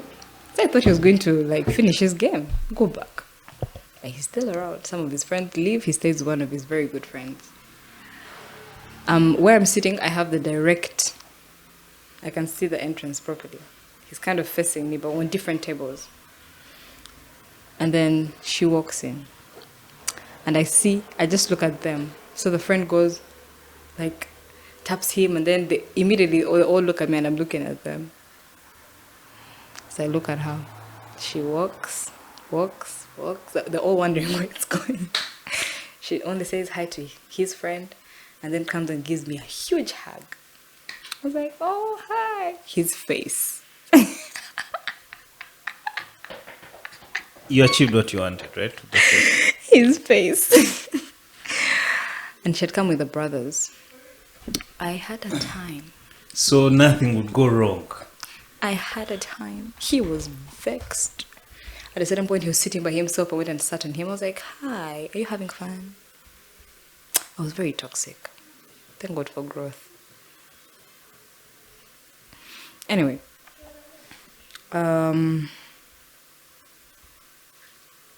think after that, more and more, I started to just be authentic with myself. I was starting to resent myself. There were moments when a man's touch would actually make me cringe. I was not very connected. It felt like a job. It felt like something I needed to do. And it felt like I was going to settle at a certain point. Probably with him, because it was just he was my friend. I already know what's up. I like him, so, But even with our intimacy, I would disconnect a lot. And then I would get frustrated. I would get so frustrated because I'm overcompensating, and he's maybe not seeing what I'm doing or why I'm doing it. And so we just stayed on a disconnect. It had a very toxic end, and I tried to numb that with more sex with other people, both men and women. It didn't Whole work. phase, right? It didn't work. It didn't work. And then I just said, you know what? At this point, they're asking for a husband. I'm making 32 this year. So it's crazy. There's a time they prayed down a husband. Let me tell you, we were waking up at 3 a.m. The prophet had given them a description of my Kuchala outfit. They prayed. And I remember I burst and cried so much because I was like, if it were up to me, I would not choose to even have a more difficult life. You think I don't want to give you the things that you want as a family? The kind of honor you would want with a husband? Even recently when my cousin got married, I had to step away from church because it was too much.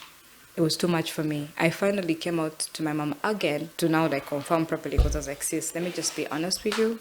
And you're the only person who I think doesn't know at this point. And it was bad. November and December were terrible months for me. Terrible. Last year, right? Yeah. It was so... I think also the night in Kampala just came in as like a saving grace, honestly. Because I wanted to move. I have to get my money up, like even more. I had gotten a little too comfortable in Chira, but this was like, okay, it's time for us to move. So immediately, is that me? Yeah, that's you. You want to take it? Yeah, pick up. Tell her you're on a podcast. Hello? Hey girl, what's up? I'm good. I'm just doing a podcast with Mark right now. Yeah.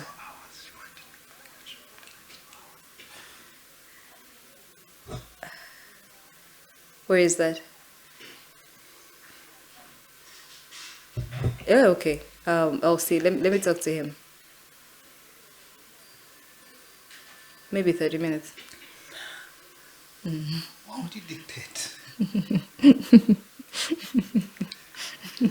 You didn't give me all the information, bitch. No, there's no information. I just told her I'm on a podcast, but I know that she has a birthday thing. When do you want? It's 4:34. Anyway, so huge saving. Do you like Trishila? Huh? Do you like her? Because No. I think she likes you. I caught on it, but I... Yeah. She's always asking me about you, and she has this weird thing where she feels like... I think she thinks I like you. Yeah? Yeah, but then I could pick that she likes you. But she likes you. I know. Yes. But then that's how I picked that she likes you, because she kind of like felt if she comes to you, it would make me feel some type of way. And That's she so made that. interesting. Because... But it's so interesting how I pieced that together. The you and her bit. I still on some investigative journalism shit. I will tell you how I clocked it. Clocked.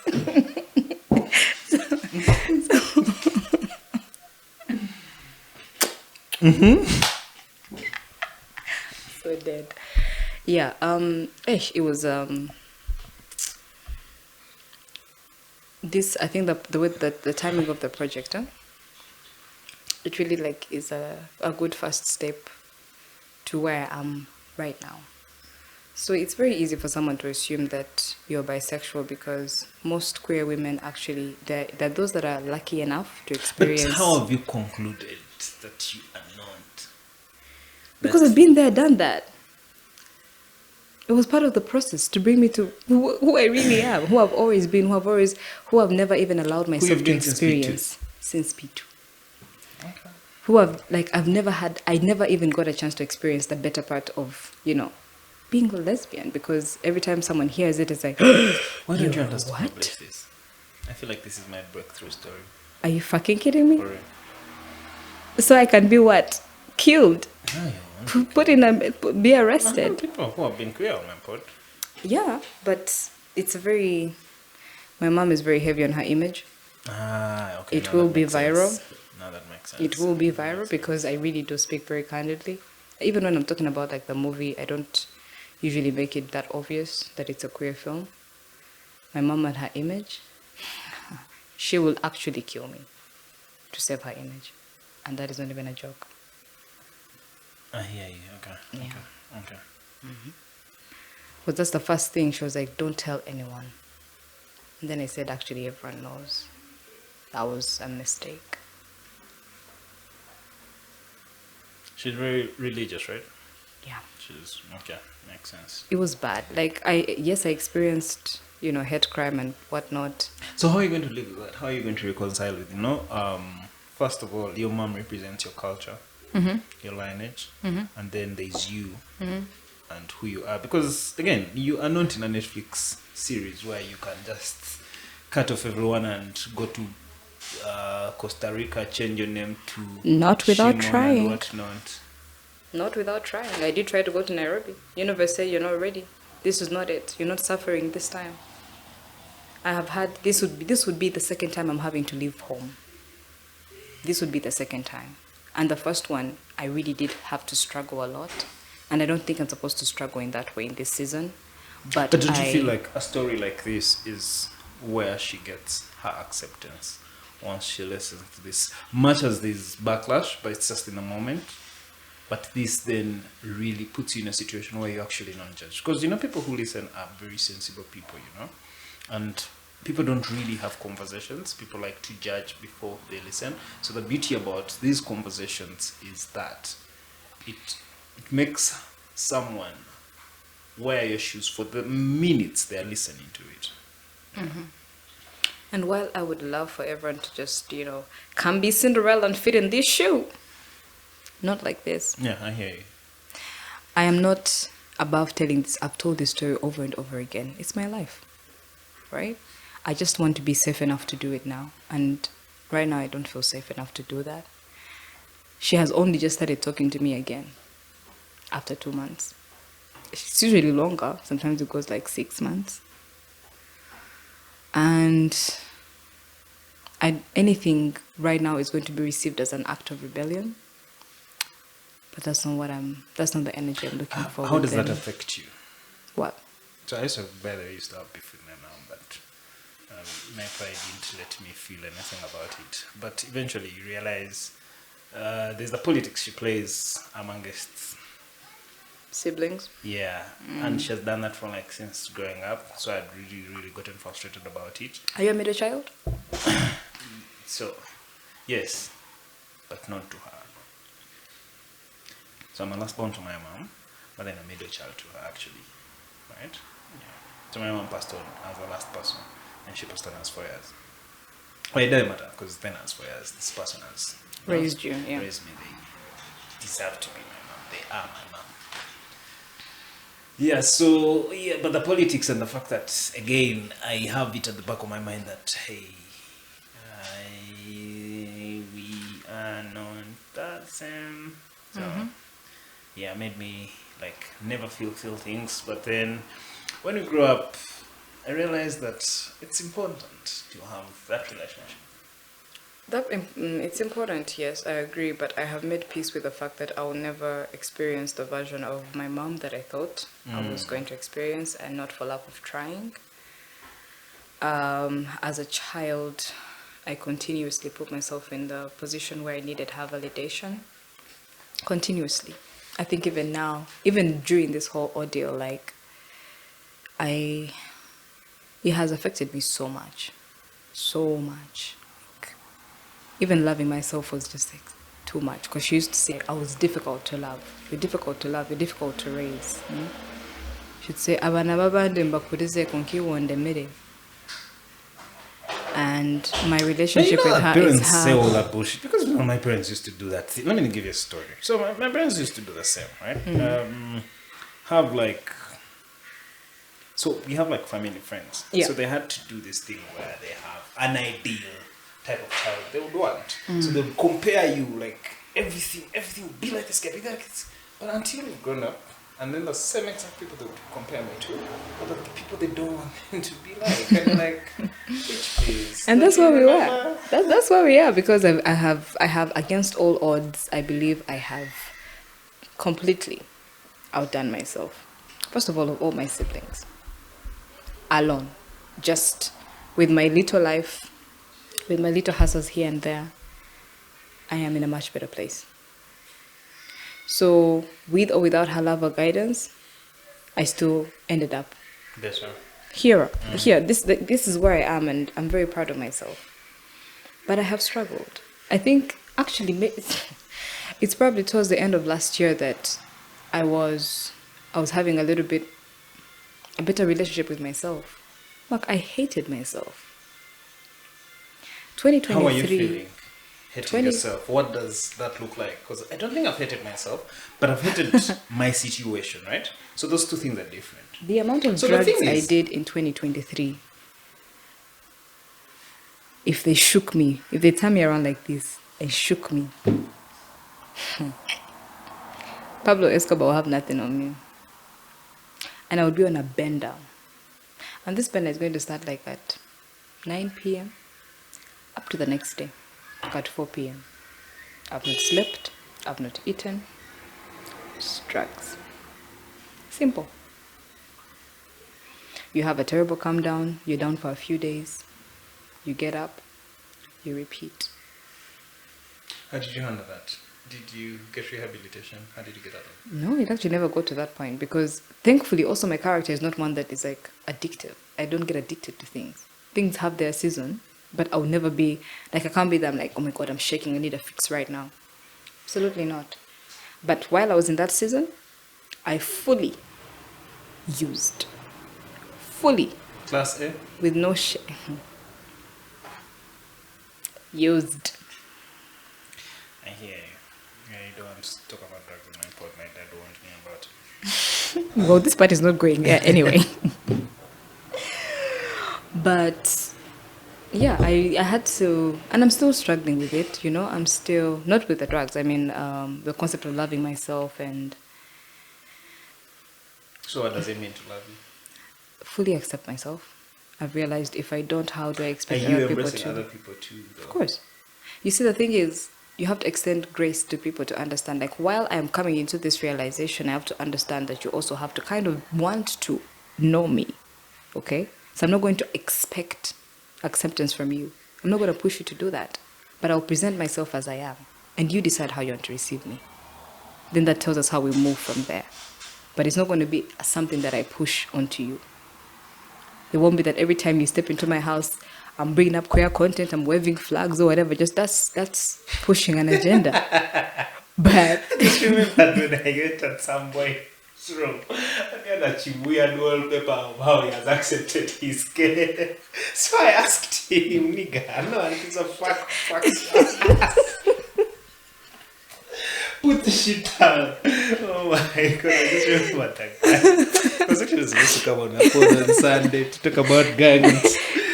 So he didn't make it, but he was also in like some dilemma with family and what. But for him, since he was like the firstborn, and the dad had passed on, so it had left for him almost all the shit. It was like her hair. Now he makes it a point for, if you can't stand my shit, get out. get the fuck out of the kitchen. So he puts it area. He has a chipana.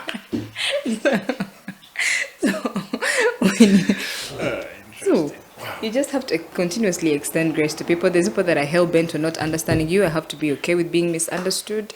I realize that I'm not being here to be accepted. I'm just living my life. It's who I am. It's where I'm at in life. I'm very comfortable with it. I'm very happy with it. I love that I have, met a lot more people in my community. I'm still making a lot more friends. I do have, I'm a co-director for a company called Minority Africa. We write about stories about minorities, by minorities. So that has also been like a nice avenue to just like learn so many different things. So I don't ever want it to look like I am begging for acceptance. I'm begging for validation. I don't need it. No more.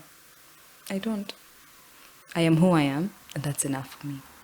So you want to put me in a box, put me out of the box, or however you decide to receive me, sounds like a personal problem. Yeah, but I'll just do my best to stay authentic. But okay. Yeah. So having a relationship with a man does not negate my sexuality. I think of it as an experience where I was finding my niche. This works for me, this doesn't. Very much done. I thank you so much for your penetrative services. No, I'm not sure.